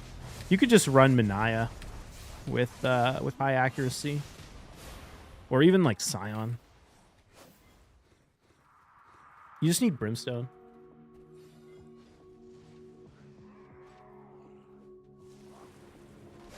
Thanks for putting out that Debo video like 6 months ago. Never thought it'd be hard cap, but shut up quick once I got the Debo train. Yeah. Well, they buffed it, so it's like insanely good.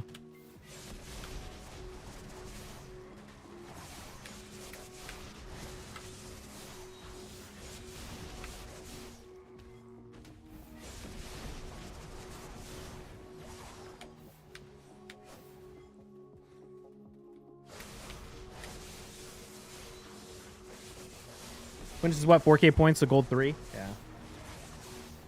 Hated this grind spot so much. I don't know why I just didn't like it. I actually kind of like Dark Seekers. It's chill. But they changed it, too. They added that exploding mechanic that... what's the forest called? Jade Forest? Is that what it is? Jade Forest? And that makes grinding really cozy, because the mobs just all pop when the first one dies.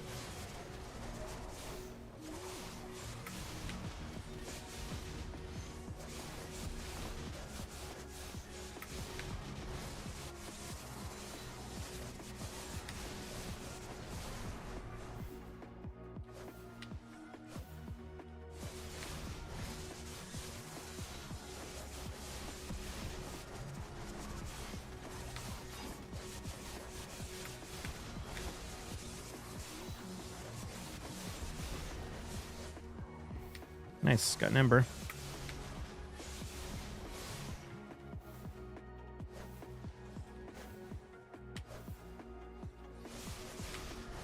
Plarium didn't increase the live marine medals yet, so they probably aren't going to.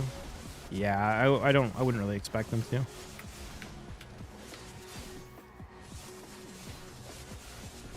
I do wonder if they will add additional Great Hall at some point, though. I could see them doing that in the future, like adding like up to level 20 Great Hall when they come out with the hard mode dungeons. I could see them using Great Hall bonuses in the future as a way to basically like handle the stat inflation required to deal with new like additional hard mode content.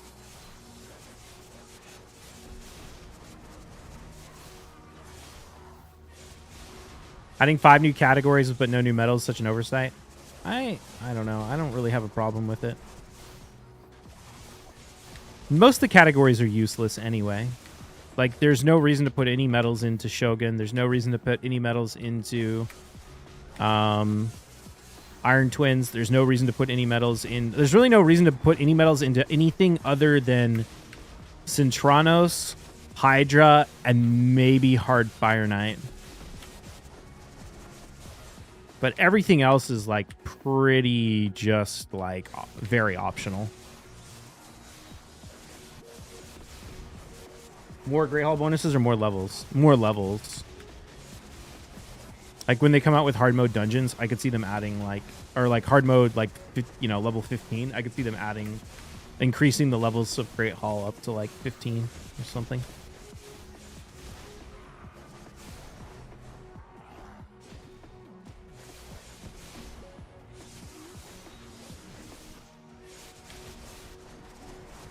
Then Devil Shogun, I do ignore defense just to help the runs be smoother, quicker. Yeah, I mean, you can put it in there, but it's content that's like very easy to do if you have the right champions. That it's very, very low priority in terms of like you don't really need it. So it's not, I don't feel like it's like super important that they make it super accessible when it's just basically like mild quality of life at best. I think it's fine that it takes a while to get it.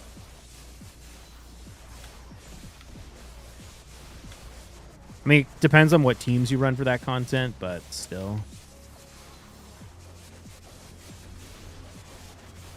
I'm not doing anything until my Hydra is maxed. Yeah, I'm very happy that I was able to max my Hydra, so now I can start working on Centranos. Because I really want to be able to get through all of Centranos. And I got stuck this time and did not make very much progress. I think, like, honestly, just the like stage 17 of Centranos that gives like the 20 tier 2 essence is like actually insane. Like half of your essence for awakening your champions comes just from that one stage almost. If you're running Iron Twins every day with double key refills. Like actually nutty. Yeah, not actually half, but like not an insignificant. So it really sucks to not be able to get through to the end levels of Centranos.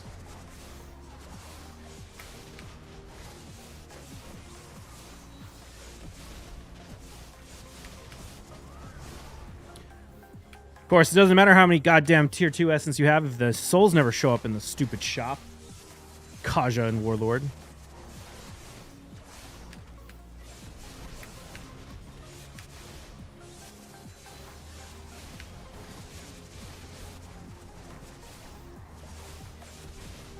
Hopefully next rotation I can get it. This roadblock was lame. Yeah.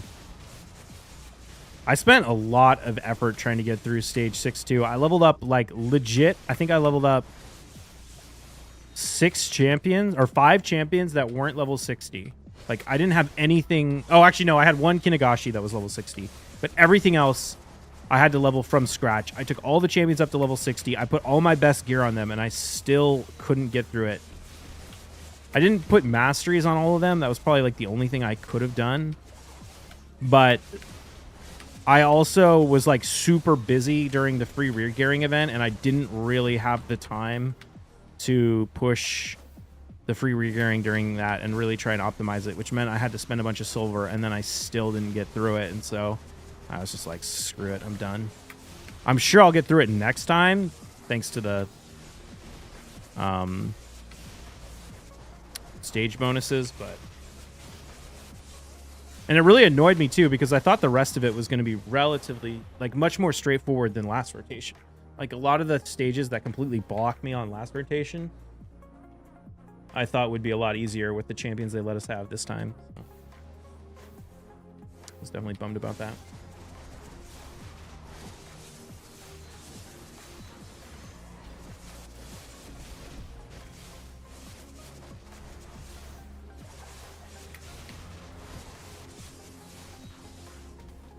I feel like I'm missing a buff. Oh, I'm missing my perfume buff.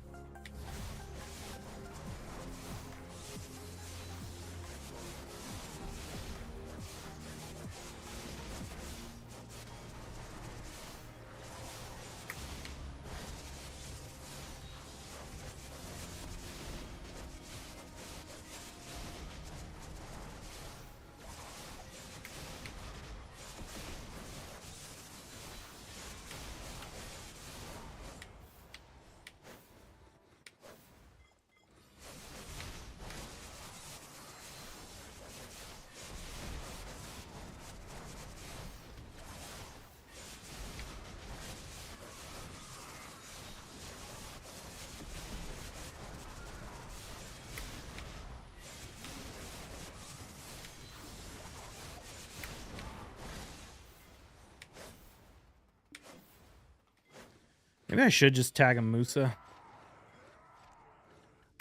I actually like PvPing on Musa a lot more than Kuno, even though it's super brain dead.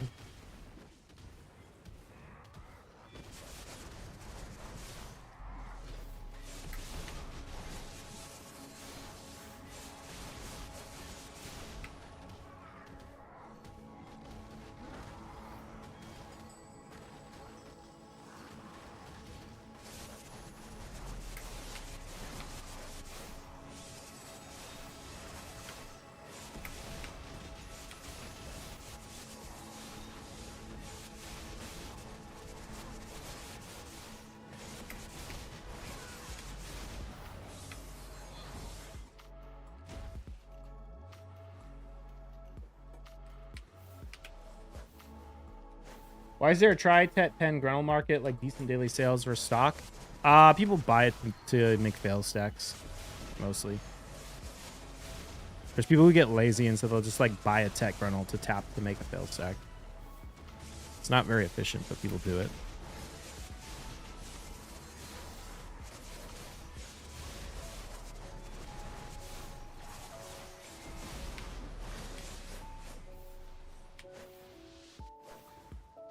There's also like a handful of new players who are just like looking at guides from like 2016 that are saying like, use Gruntle, and they're like, okay.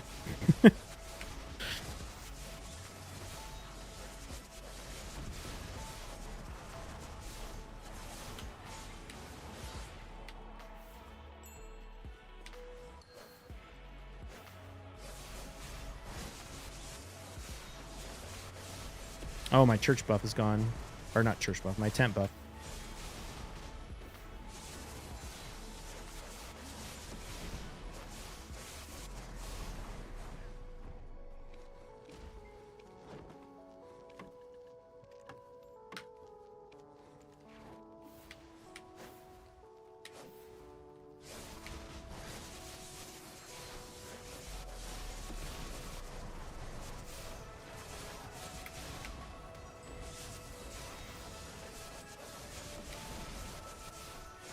Fossils get you 50 fail stacks, same as Tech Gruntle, 750 mil, where Fossil being 140 mil. I'm not saying they devour it for a fail stack. I'm saying they click the Gruntle to pen on a fail stack. They already have.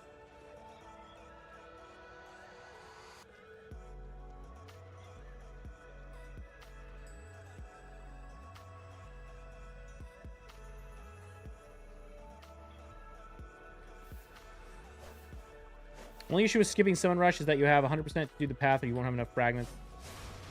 I like skipping stuff in the middle at the end, but not the start. I agree. It is definitely a big risk. But I don't care about anything related to a fusion other than things that use shards. Like dungeon divers, artifact enhancing, all that stuff is very trivial for me. The only thing I care about is shards. So if I'm not going to skip anything else. And I don't really care to skip anything else.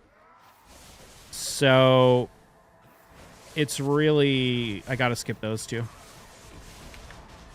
And I know I'll have enough resources. Like the worst thing that could possibly happen is I have to use a few more shards to get the fusion done than I want to.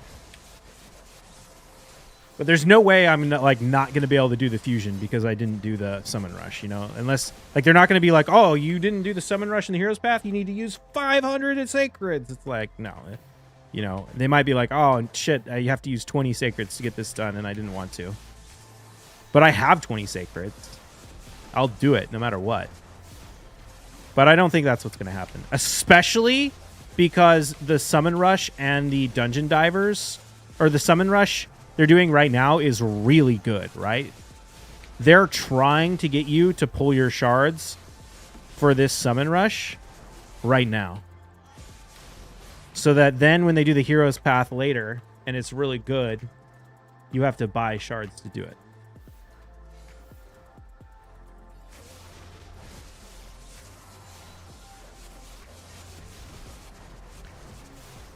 Path requirements of shards, so I'm hopefully it doesn't require 30 sacreds or something. I'm sure it's going to require probably like 25 sacreds, and you'll get the St. Patrick or whatever from it. That's what I suspect. 20 to 25 sacreds.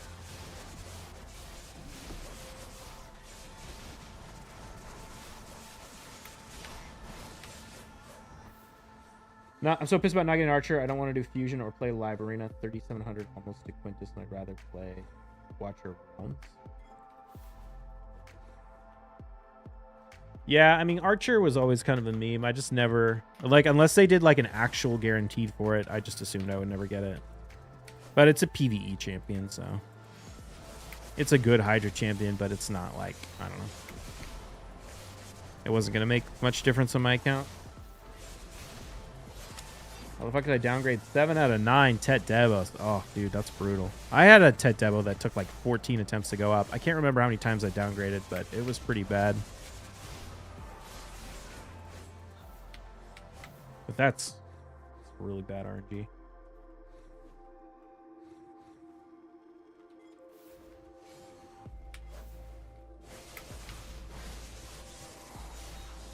Pulled 14 Sacreds trying to get her. You need Hydra Champs. Yeah, I mean, it's just like, it's just bait. Unless you're like a crazy Kraken and you're going to pull like, you know, $500 on Prism Shards events, even more than that, like, you know, $700, $800, $1,000 on Prism Shards events. Like, you're just fooling yourself trying to get a specific Lego like that. It's just not. It's Kraken bait.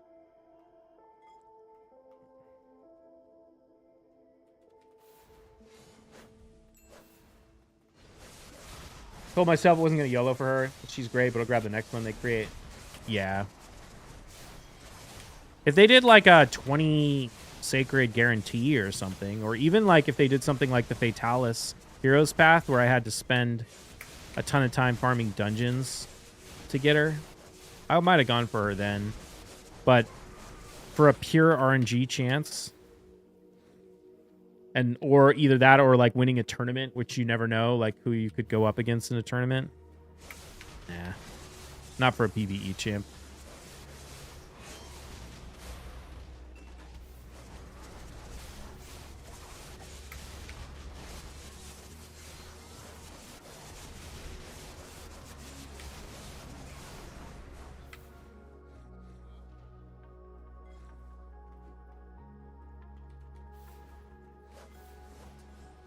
If you need Hydra champs, though, I think Marius is going to be insane for Hydra. Although probably very gear intensive. But even if you can't hit the HP cap, it's still going to be insane for Hydra.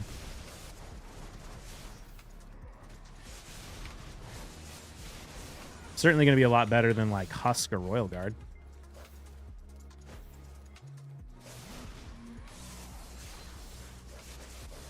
Can't ever get her in the future part. Maybe go for it. Yeah, that's how they get you, man. That's how they get you.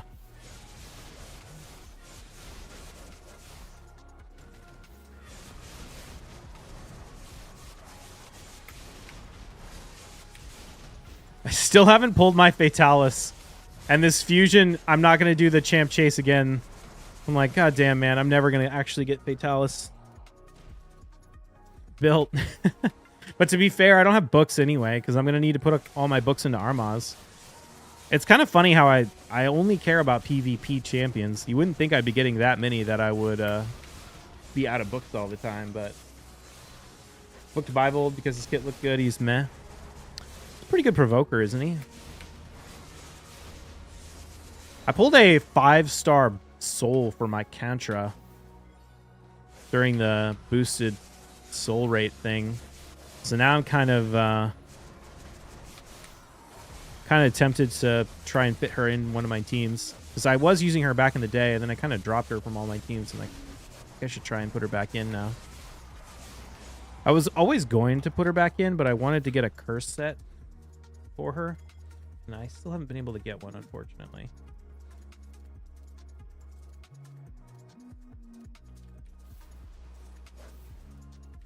Pull Fatalis next week during the champ chase. Yeah, but I'm going to skip the champ chase and I'm going to get all my fragments from the Heroes Path event instead. Because I think we're going to get a guaranteed...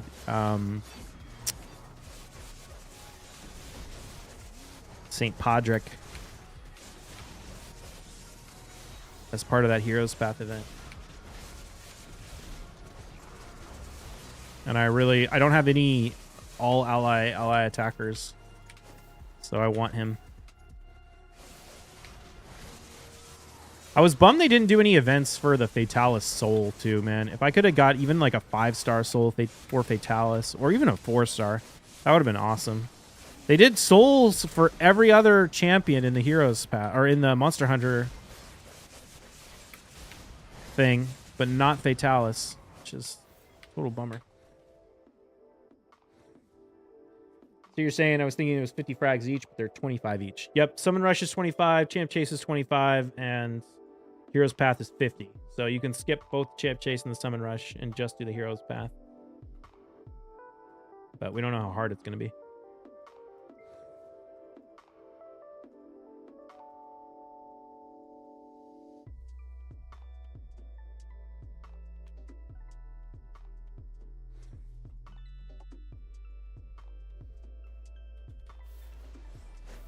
Velia, what's up, Cabal?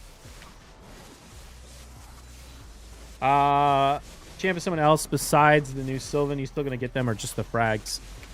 I guess I would have to look at how many extra shards I would have to pull to get them, but I would assume I would get them. They're going to be making, I guarantee you, like any guaranteed champion or fusion or anything they do in the future, they're going to be making Centranos content where that champion is very useful. Pretty much from here on out. So I'm going to pretty much try and go for, just like, oh, you know what? Oh, no, you can't use, just like the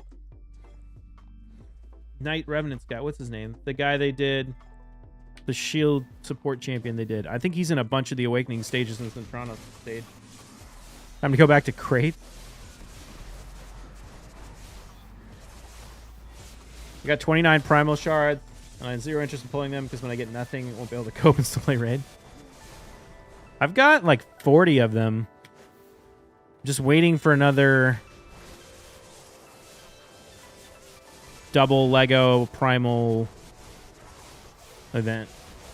Alatreon, yeah, Alatreon. That's what I was thinking. I think Alatreon's in like a bunch of the Centranos Awaken stages.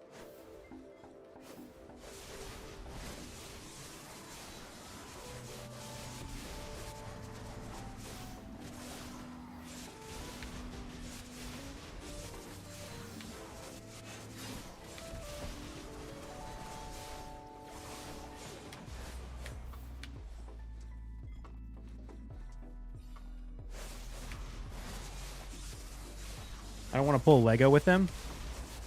Why not? Would you rather pull a rare? If they're boosting my rates, they've done events that double boost the rates, that boost both Lego and mythicals. Like, obviously you want to pull mythicals, but I'm waiting for double boosts. I'm waiting for a boost of both. Especially since I don't have Faction Guardians max for every faction. Really, I only have it for Bannerlords. So that is my best opportunity. Like, that's the most efficient way to max Faction Guardians while also still giving myself a chance at getting champions that are actually useful. Because Void Shards are way too expensive to be viable to max Faction Guardians with. And other shards are, all the champions are useless. So Primal Shards pulling during double Lego, double Mythical, it's probably your most efficient way to get champions that are both useful and make progress on Faction Guardians. Mythical boost only when the Lego procs and I feel my luck is wasted. Yeah, that's not a very smart way to play. That's not how luck works. The boosted Legos don't nerf your mythicals.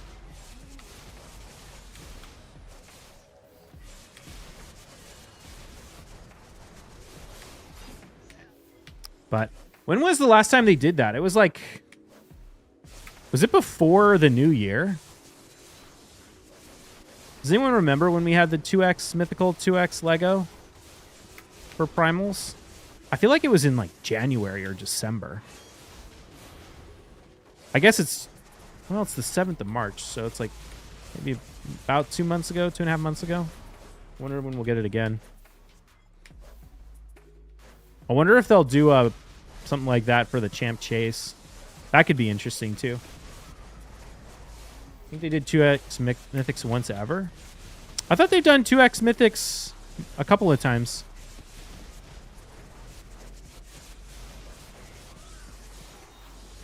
I think they've only done 2X Mythics and 2X Legos at the same time once. But I'm pretty sure they did 2X Mythics a couple of times.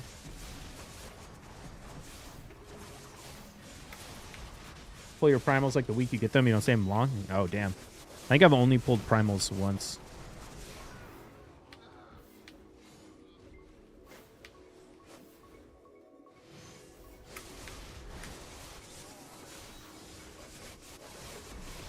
I think I pulled them all during that 2X.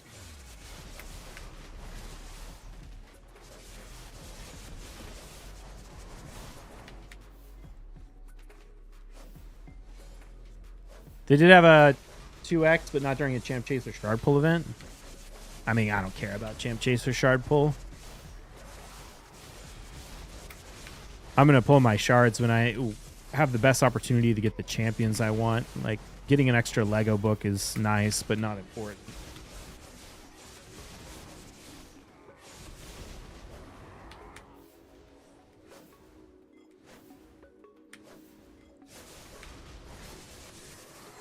It's just a red ancient.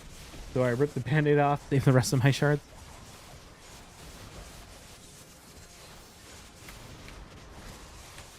I'm saving all my remnants to pull during Champ Chase now too, right? I think that's probably the most logical time to pull those. Kind of only like Lazarius? Only like Lazarius? You don't like Crixia? Or Galathier?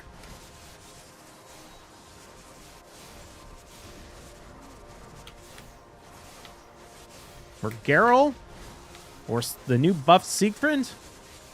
Or Mezamel? Or Bias? It's not many mythicals I don't. Gem Chaser CVC. Alice? Yeah. Androck, crazy for PvE. Well, Alok just got nerfed. Or not Alok, Androck. Androck just got nerfed. Since you can't land Enfeeble on bosses anymore. Got souls waiting for all. Yeah. Personally dislike Geralt. Geralt has to be used with like Duchess or something. If you use Geralt with Duchess, she's nutty. But you need a champion that can put up a ton of buffs. Like if you run like CP Duchess Geralt, your Geralt will hit insanely hard. But if you just like bring Geralt in with nothing, then she's just a mediocre nuker. Although she has that crazy A1, which is really nice too.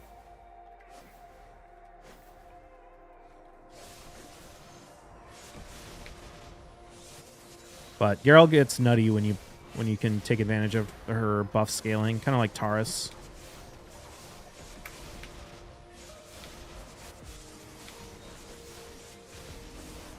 Poly makes Enfeeble useless in PvE, so that's dumb. Yeah, I mean, kind of. Polymorph is very overrated. It depends on who you're fighting, but...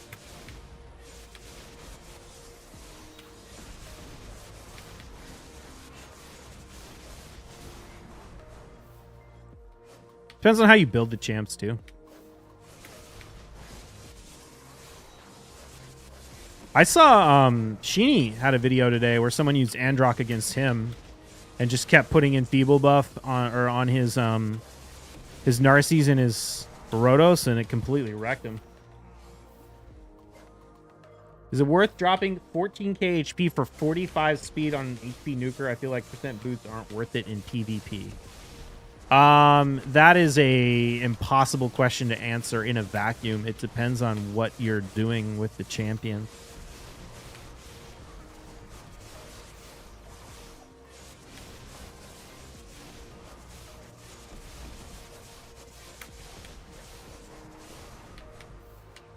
Like, if you're running a tanky, slow team, then, you know, maybe the 45 speed, although 45 speed is a lot.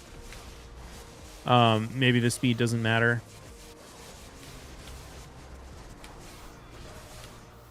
But if you're running a fast speed, maybe it does. It's hard to say.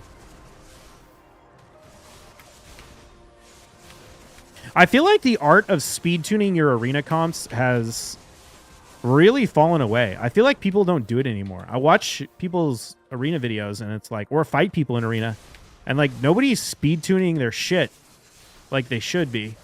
Like all the nukers on my account, like literally almost every nuker on my account is like very specifically speed tuned based on like the teams I'm going to use them in.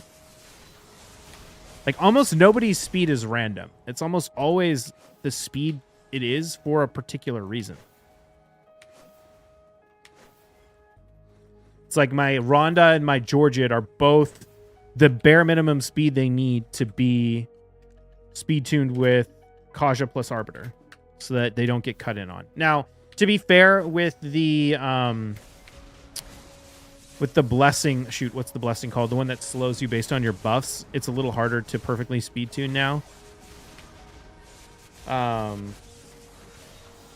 one talks about the zombie calc anymore. Yeah. But like both of my, yeah, like both of those champions are speed tuned to be with my Arbiter Kaja. And then a lot of my other nukers are all speed tuned so that Arbiter Kaja plus Georgid turn meter pushback will then allow them to take their turns without getting cut in on. And so, yeah, it's pretty rare that I just have a nuker where like the speed doesn't matter. I would say the only ones on my account where the speed is just like arbitrary is probably like Xena, since her job is just to get a turn meter boost from Sifi or to stop Sifi from using her A3 or her A2. So her speed doesn't really matter that much. Stultus's speed is, it's not super tuned. I want him to be fast, but he's not like actually tuned with anyone. He's again mostly running in like go second stuff. Temporal chain, thank you.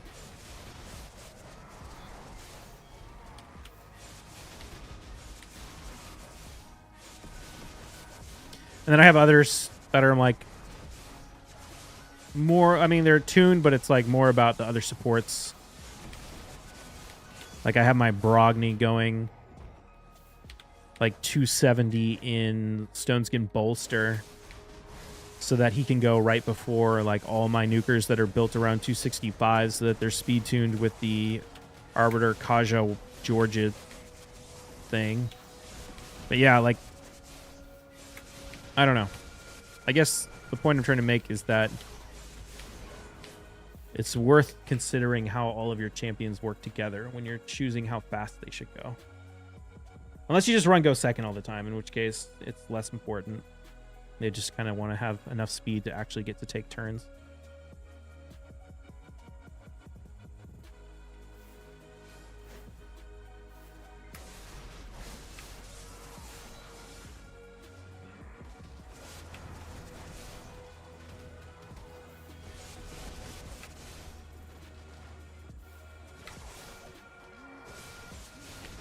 I use Loriaka to counter bombs and Mithrala. She's 300 speed and has 20% team breeder boost for my nukers. She steals buff with A1. I love her. 400 accuracy. Loriaka, eh? That's an interesting choice.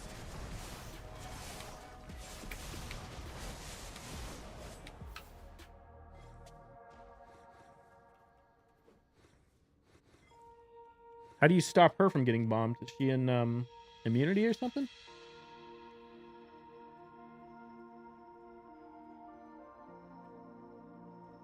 Oh, hold on. We need to sort out some food.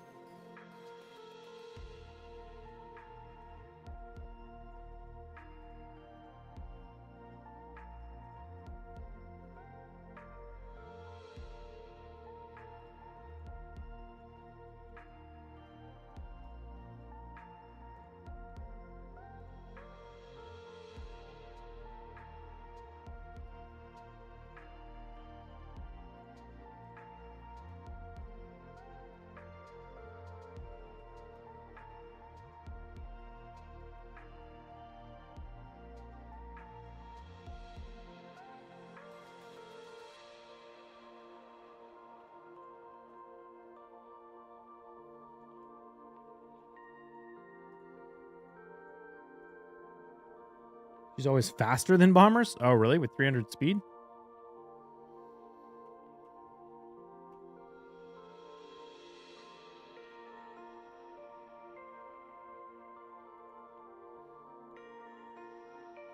Are you talking about in Live Arena or Classic?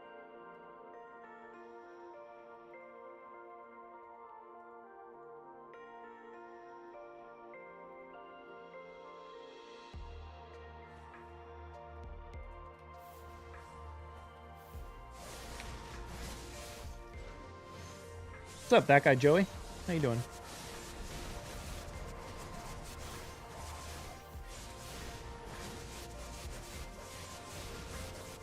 Am I level in live? Gotcha. Nice.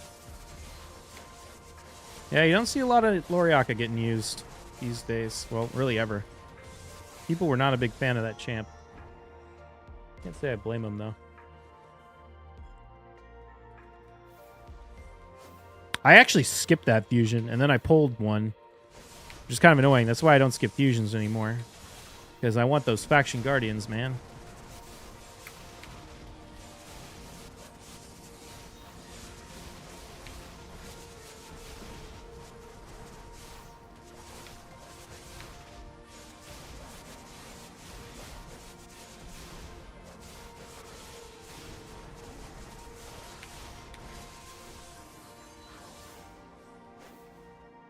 I don't regret going for her, but I never use her. Yeah, I mean, I wouldn't use her either. Although Centranos creates a need to use a lot of random champions like that. And it's pretty low investment if all you do is take them up to level 60 and then just, you know, don't even get their masteries or the books. Like, you need to level up stuff for champ training anyway, so I don't mind doing that.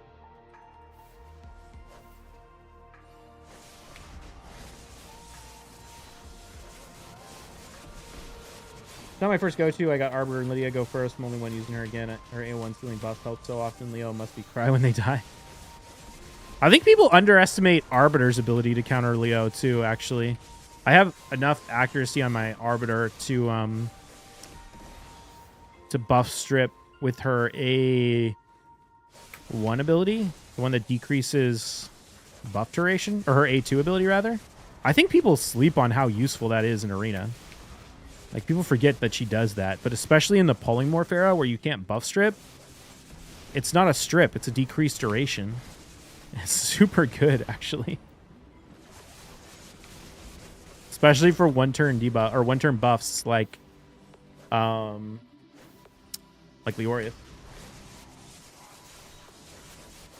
I don't like using Gunbook Legos. Well, I mean, you wouldn't use her for, like, real content, but you'd use her for Centranos.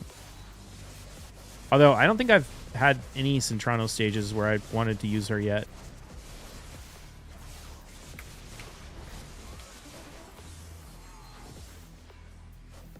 Got lucky with books and cooldown on A3 is all I have on her. Nice.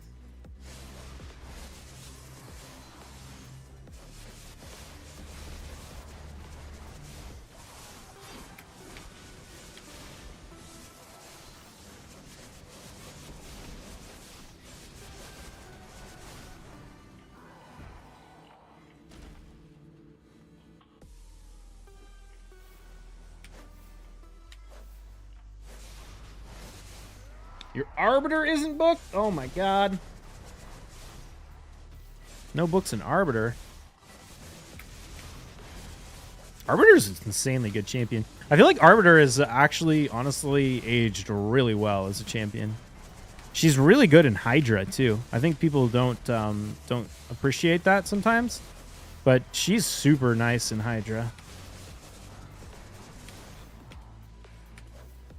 Especially since she usually has, if you use her for Arena, she usually has really good gear. So, like, my Arbiter's in my my normal Hydra team. And she's great as the Reviver, Healer, Increased Defense champ. Also, Buff Strip, again, with her A2. And she brings Weaken, to be honest, with her A1. Which is nice.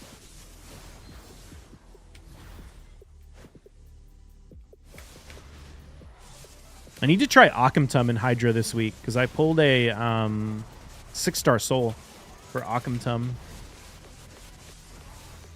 What do you think needs to happen for the accessory market to come back? Honestly, just time. just a lot of time. And inflation. Next time they add a new grind spot that significantly outperforms the amount of money people can make grinding Debos, the accessories are going to suddenly shoot up in price a lot because Debos won't be available. Although I'm thinking, honestly, that Pearl Abyss is probably going to move away from non-Debo accessories and start to make base Debos a lot more available. I think we could see a world where base Debos sit on the market eventually because they keep buffing them and they add them to things like Shikatu boxes and that kind of stuff. I think Pearl Abyss kind of probably realized they fucked up when they increased the Kron price so much and made it not worth to Kron any accessories, and they're probably losing a ton of money because no one needs Kron stones anymore for so much stuff. And I think that might have some impact on why they're going so hard into Debos. We still got Debo rings to come eventually, yeah. But who knows? We'll see. We'll see what happens. I was gonna do the math on like how cheap the Tets need to get before the bases and lower level ones will start to sit. I think you already have Tri Debos sitting on EU, right? Are Duo Debos sitting on EU? What Debo levels are sitting on the EU market? Anyone from EU can know or can tell me?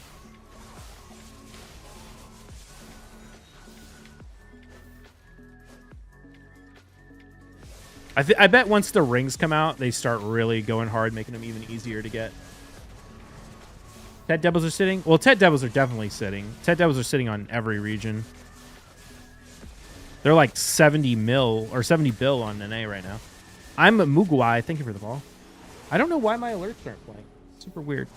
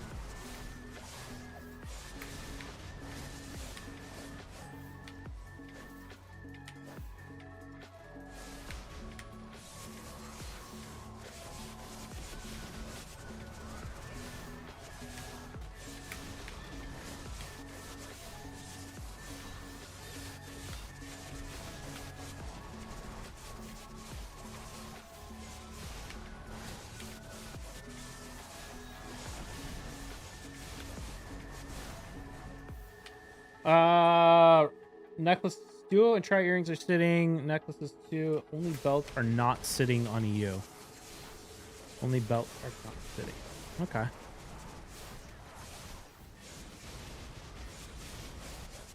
Duo and Tri. What are Tri belts sitting? That's interesting that necklaces or earrings are sitting, but belts aren't. Damn, I can't believe duos are sitting. That's crazy.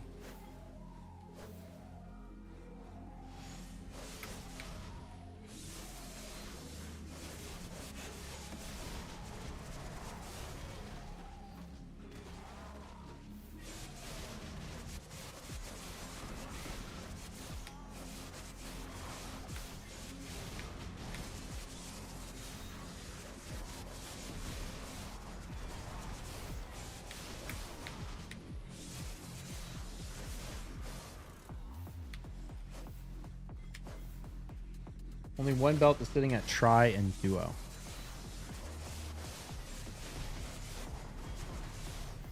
Wait, there is one sitting at Duo, or there isn't one sitting at Duo? I thought you said none were sitting.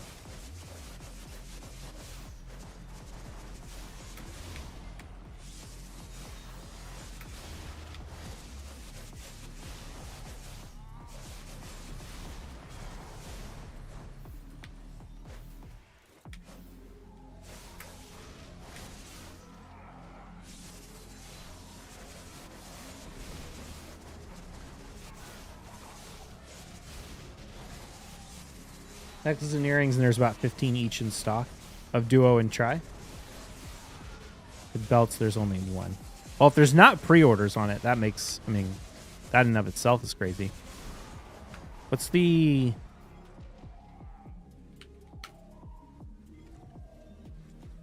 Wow, there's only 3 pre-orders on Pri, 11 on Duo on NA. Wow, a lot of Duos have actually sold. That's kind of surprising. A lot of Pris have sold too. Surprising. The thing about prizes, they're not really worth making. I don't want to waste my base prize.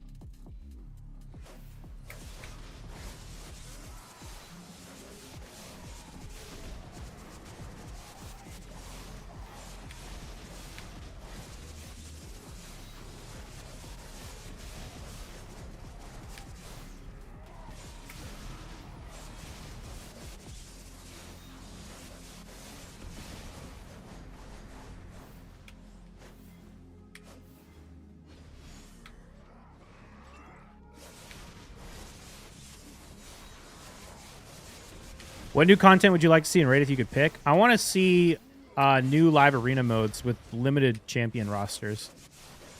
I want to see like rare only live arena. Not like permanently, but I want to see them do like a rotating events. Like a rotating second version of live arena that has like different restrictions on it. So maybe like for one like 2 or 3 month period, it's like rare only, and then another one it's like epics of, you know, these factions and like stuff like that. I think that would be really fun. Basically the way that I think I mentioned this, but the way that like Pokemon Go does their tournaments, their PvP, it's like you have, you know, your different levels of rankings where you can use like different Pokemon of up to a certain power ranking.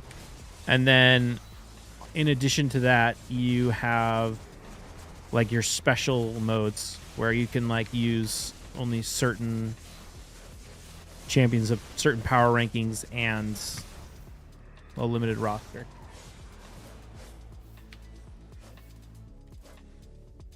Wonder what's going to happen with Penn Blackstar price when PA finally adds Fallen God. Yeah, I mean, it's going to really, really depend on whether or not you can exchange a C20 weapon or not for the Fallen God. One Lego, one epic, one rare. Yeah. Dude, I haven't got a chance to really bring him out and show his true power, but there is a rare champion that I think might actually be useful in like high-end live arena. And I built him out and I've had a lot of fun using him, but I want to like I want to get some good clips and good fights using him and then make a showcase talking about it. My big reveal.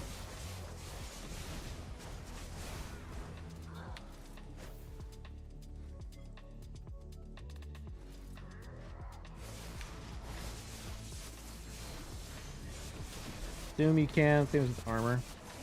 Well, I mean, armor is very different because the cost of like Penn Blackstar is a meme. Like Penn Blackstar armor was only added to the game as a way for whales to buy Fallen God when Caphras were super sold out. Like it's not actually real gear. Whereas Black Star weapons have always been actual gear.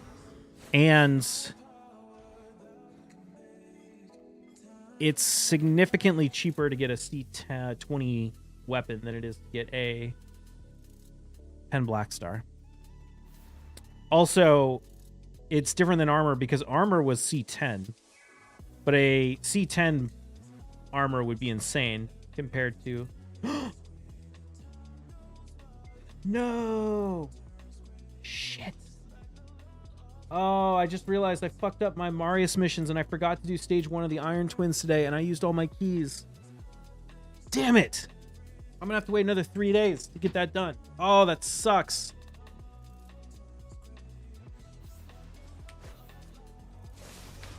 I know they're changing it too so that you can use any level, but I would have used a key on level 1 if I had remembered. Let's see, is that actually going to push me back? Maybe not, to be honest. Wait, did they have any void missions for Marius? Is it going to matter? Magic. Yeah, they do. Okay, so it actually doesn't matter because no one's going to be able to get to void before Sunday, right? No, wait a minute.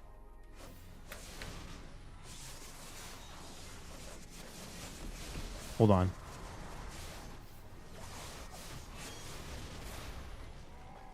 No way you spammed all the Iron Twins keys. We talked about that yesterday. Yeah, I totally forgot. So wait, what? There's today is Force. Tomorrow is Spirit. And then it's Void, right? Do I have that rotation right?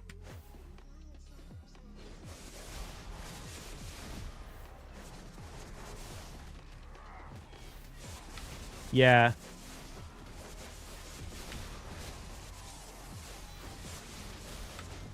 So no one's going to be able to finish. You won't get Force until Tuesday? Yeah, no, but that's fine. My point is that no one's going to be able to do Void this week. We're all going to get stuck on Void. Everyone's going to get stuck on Void until next week. Wait, I should be able to do Force on... Yeah, on Tuesday. And then Wednesday will be Spirit.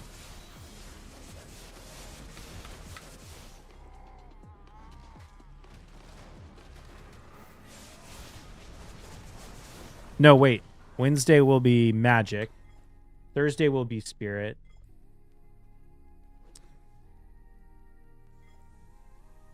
Friday will be... Oh, wait a minute. No, am I gonna be like 2 weeks behind?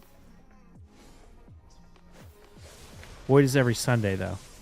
Yeah, but I'm saying no one could progress until today. And Magic won't happen until next week. So no one can get through Void this week. Because everyone's going to get stuck behind Magic until after Sunday.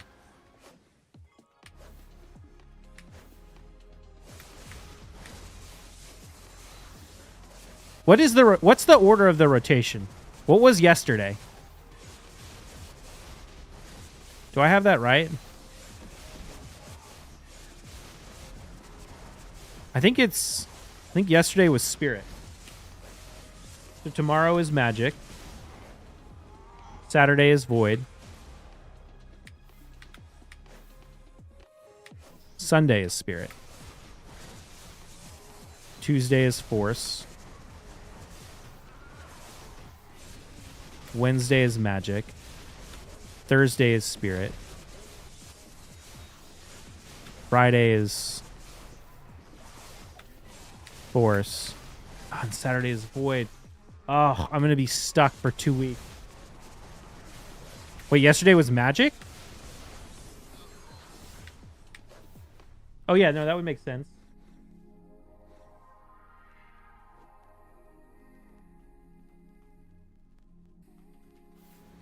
Wait, so if yesterday was Magic,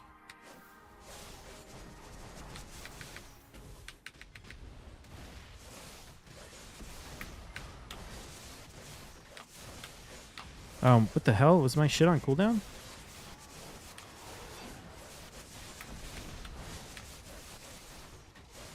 I don't think I killed that guy. Did he die of the mobs? Oh, he did die of the mob. Whoops.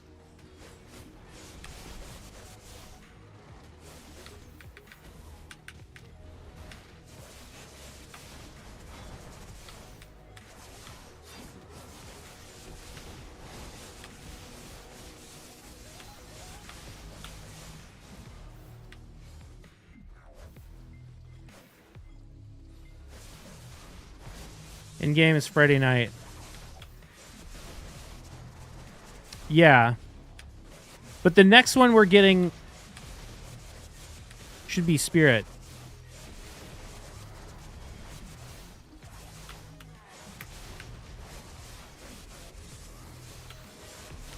I think.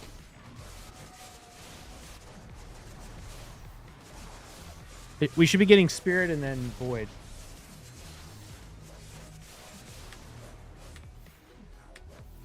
Is Saturday magic? Is there like a calendar somewhere?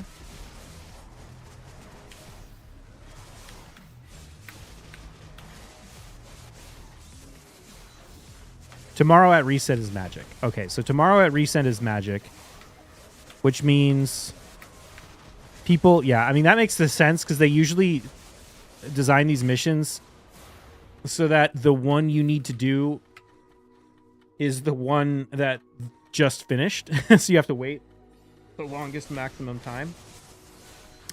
So if we get magic on Saturday, Void on Sunday,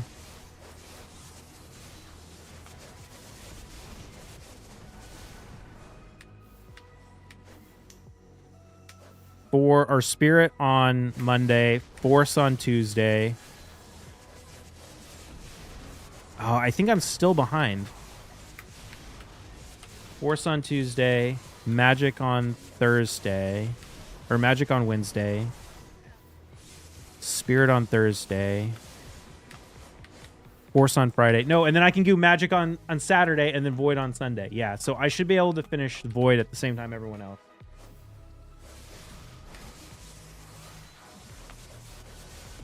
I don't think anyone's going to be able to finish Void this week. I think everyone's going to get stuck not being able to finish the Spirit until it reopens on Monday.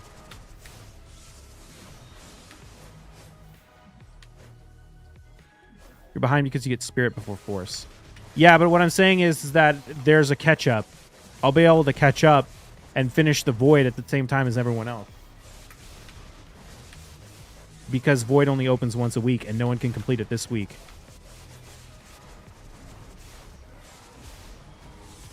Should even out because we get double affinities before Void. Yeah, exactly. Because there's no way to finish Void this week. Because we had to do Force before we could do Spirit. And there's not going to be another Spirit before there's Void.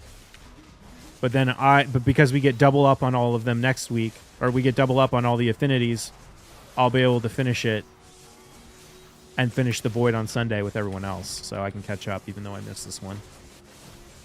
I think we should be fine.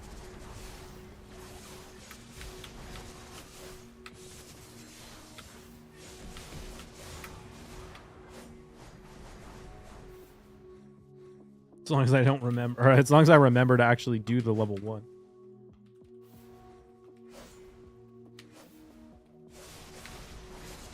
I don't think there's anything else that's a real blocker, right? I think the Iron Twins is honestly the only thing that blocks anything. And I guess you need to win press. I need to win 2 live arena battles. Okay, well, that won't be a problem. Time-gated missions are so boring. I mean, they kind of have to time-gate them, though. Otherwise, we blow through them all in, like, day 1.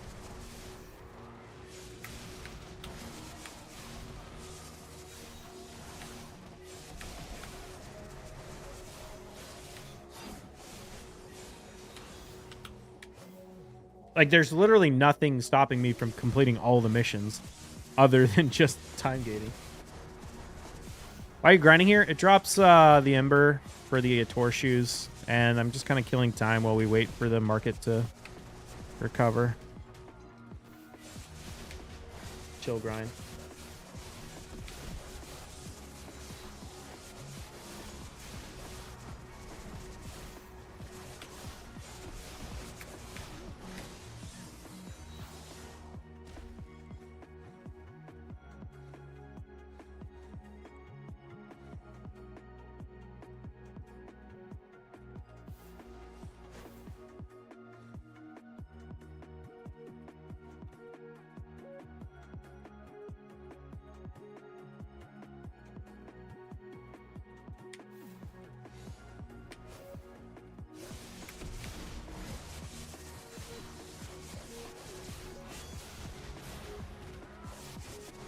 so torn about what I want to farm with my energy today.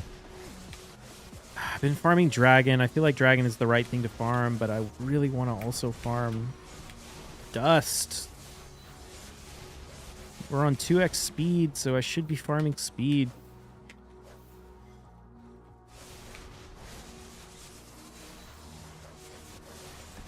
It's wild to me how much dragon I've run, and yet I still don't have any quad speeds. And actually, no, I have one quad speed and speed set.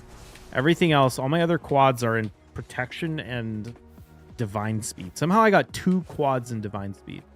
What? How is that? Dust during fusion. Okay, Kraken. Well, the thing is that I am going to need to use my energy to farm the dungeon divers. Right? Like, I'm going to have to do extra dungeon diver farming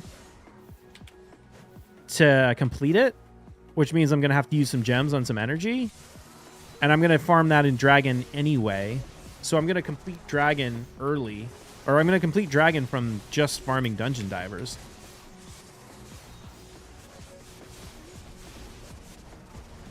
So I don't really need to farm dragon right now.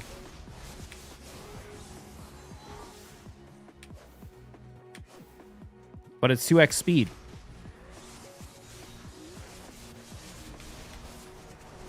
And I was like, well, I could farm the energy, or I could farm food in dragon, but to be honest, I could farm more food in Sand Devil, so maybe I should farm Sand Devil.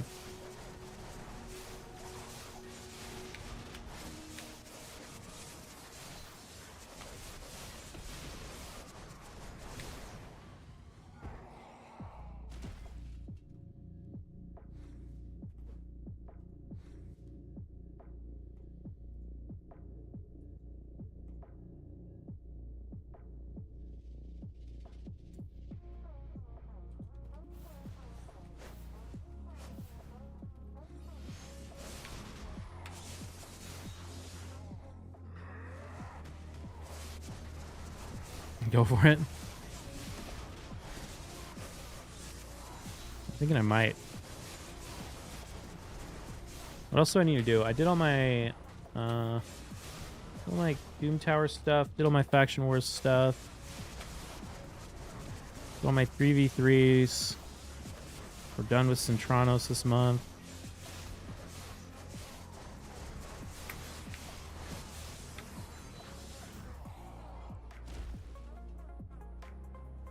Oh, I keep forgetting I need to do my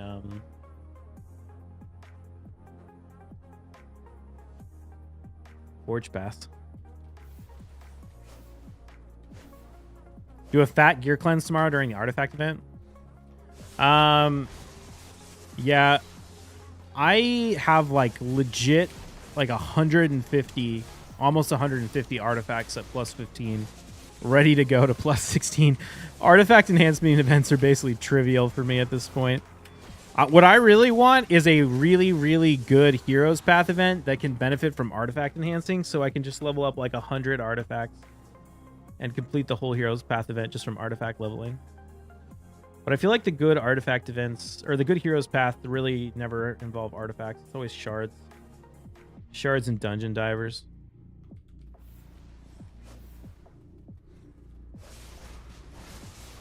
Oh, you said you got to do it. I thought you were telling me to do it.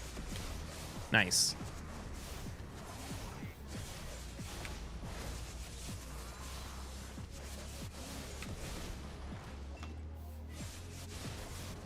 Haven't had one of those in ages. I know, it's been a really long time.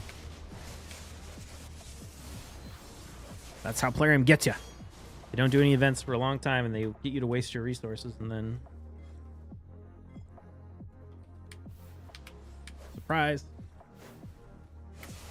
To be fair, most of the gear is like level 15 stuff that is not even like good. It's just like maybe worth chaos oring. It's like a lot of like merciless epic gear that's like, well, not epic gear. I guess it's a lot of it's like merciless legendary gear that like triple rolled or maybe could potentially triple roll. And it's like, well, what am I going to use all this 5-star chaos dust on other than like triple roll merciless stuff? You know, it's like the best thing I can probably do with it, but it's not that good, so it's not like high priority for me to level. Rathalos, same thing.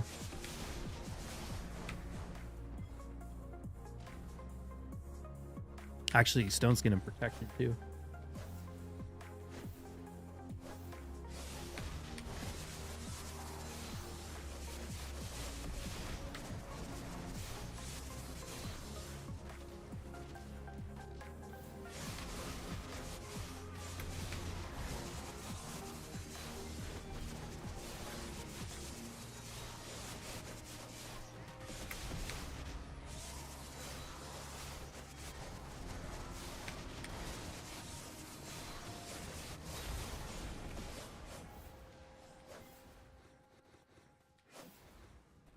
Do a lot of things that help you later, pretty efficient.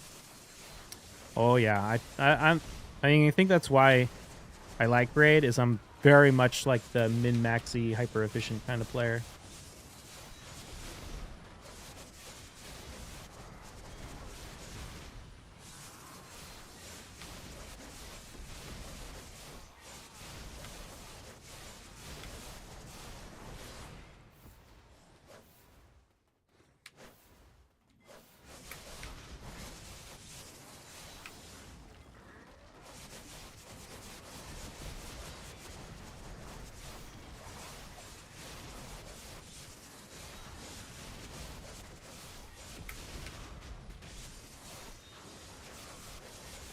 Should I grind Easter Heat instead of for Ember's BSR is bugged? Oh, I should grind? Yeah, I know. I just don't like grinding Easter Heat. Too high effort. Congrats on 2K subs, by the way. Came a long way. Thank you. Yeah, that was pretty cool. God, my Stultus is really not doing any damage without Soul Reap. I really need to put him in Soul Reap. Actually, was it you who suggested Cruelty? Someone suggested Cruelty. That could be a good option, too.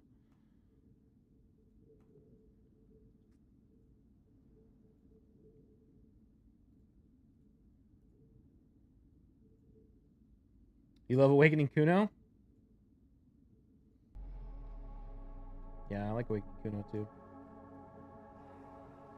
I need to tag a Musa, though. I'm not good enough at PvP to play Awakening Kuno. I need to play something brain dead. You're at 1.98k for a bit. Looks clean now. Yeah.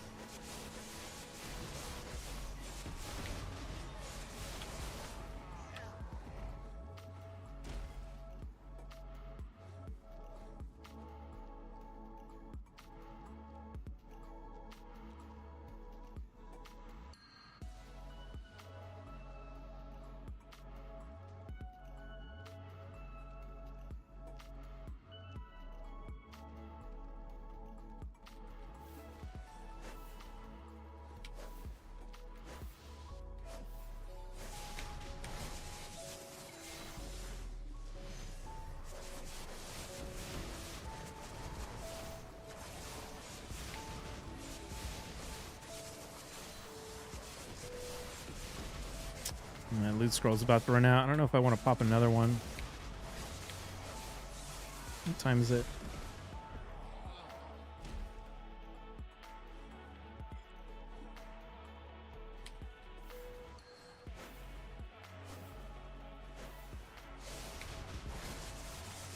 Pen Aragon shoes, 15.2. That's pretty good. Loot scroll ran out? Yeah, I know. But I'm probably going to get out of here in just a couple of minutes.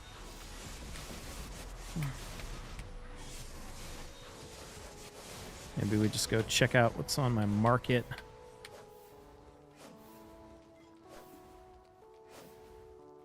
Let's go put our trash on the horse.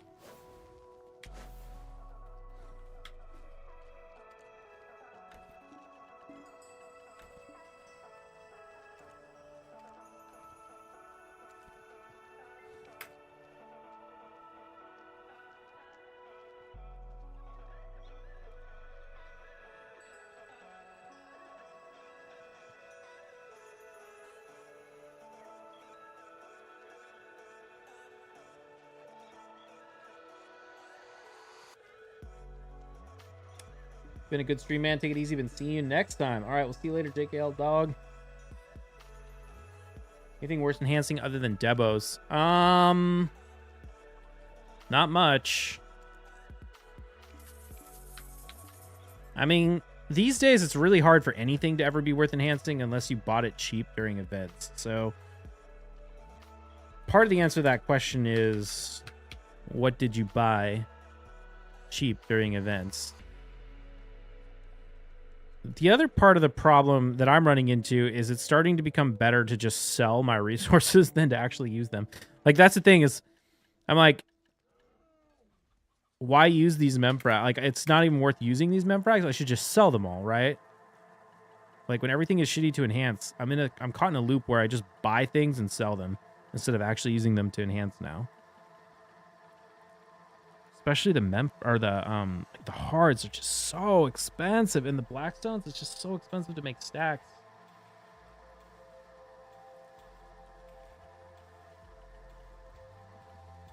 Pen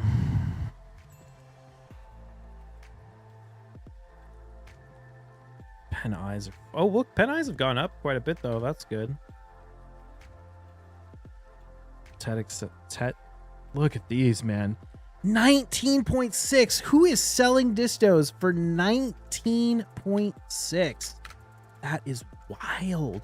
Who's buying distos for this much when the tets are worth 19.6? Look at the pens. 135 for a pen.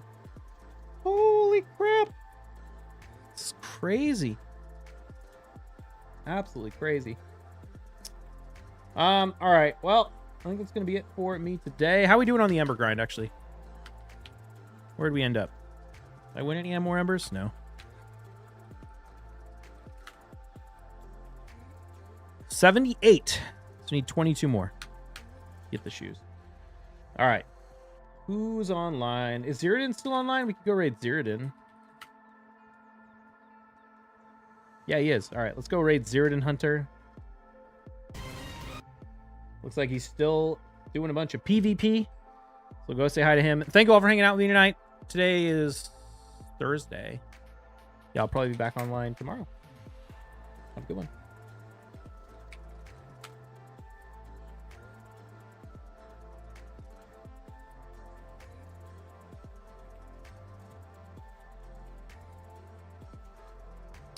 Here we go. Peace.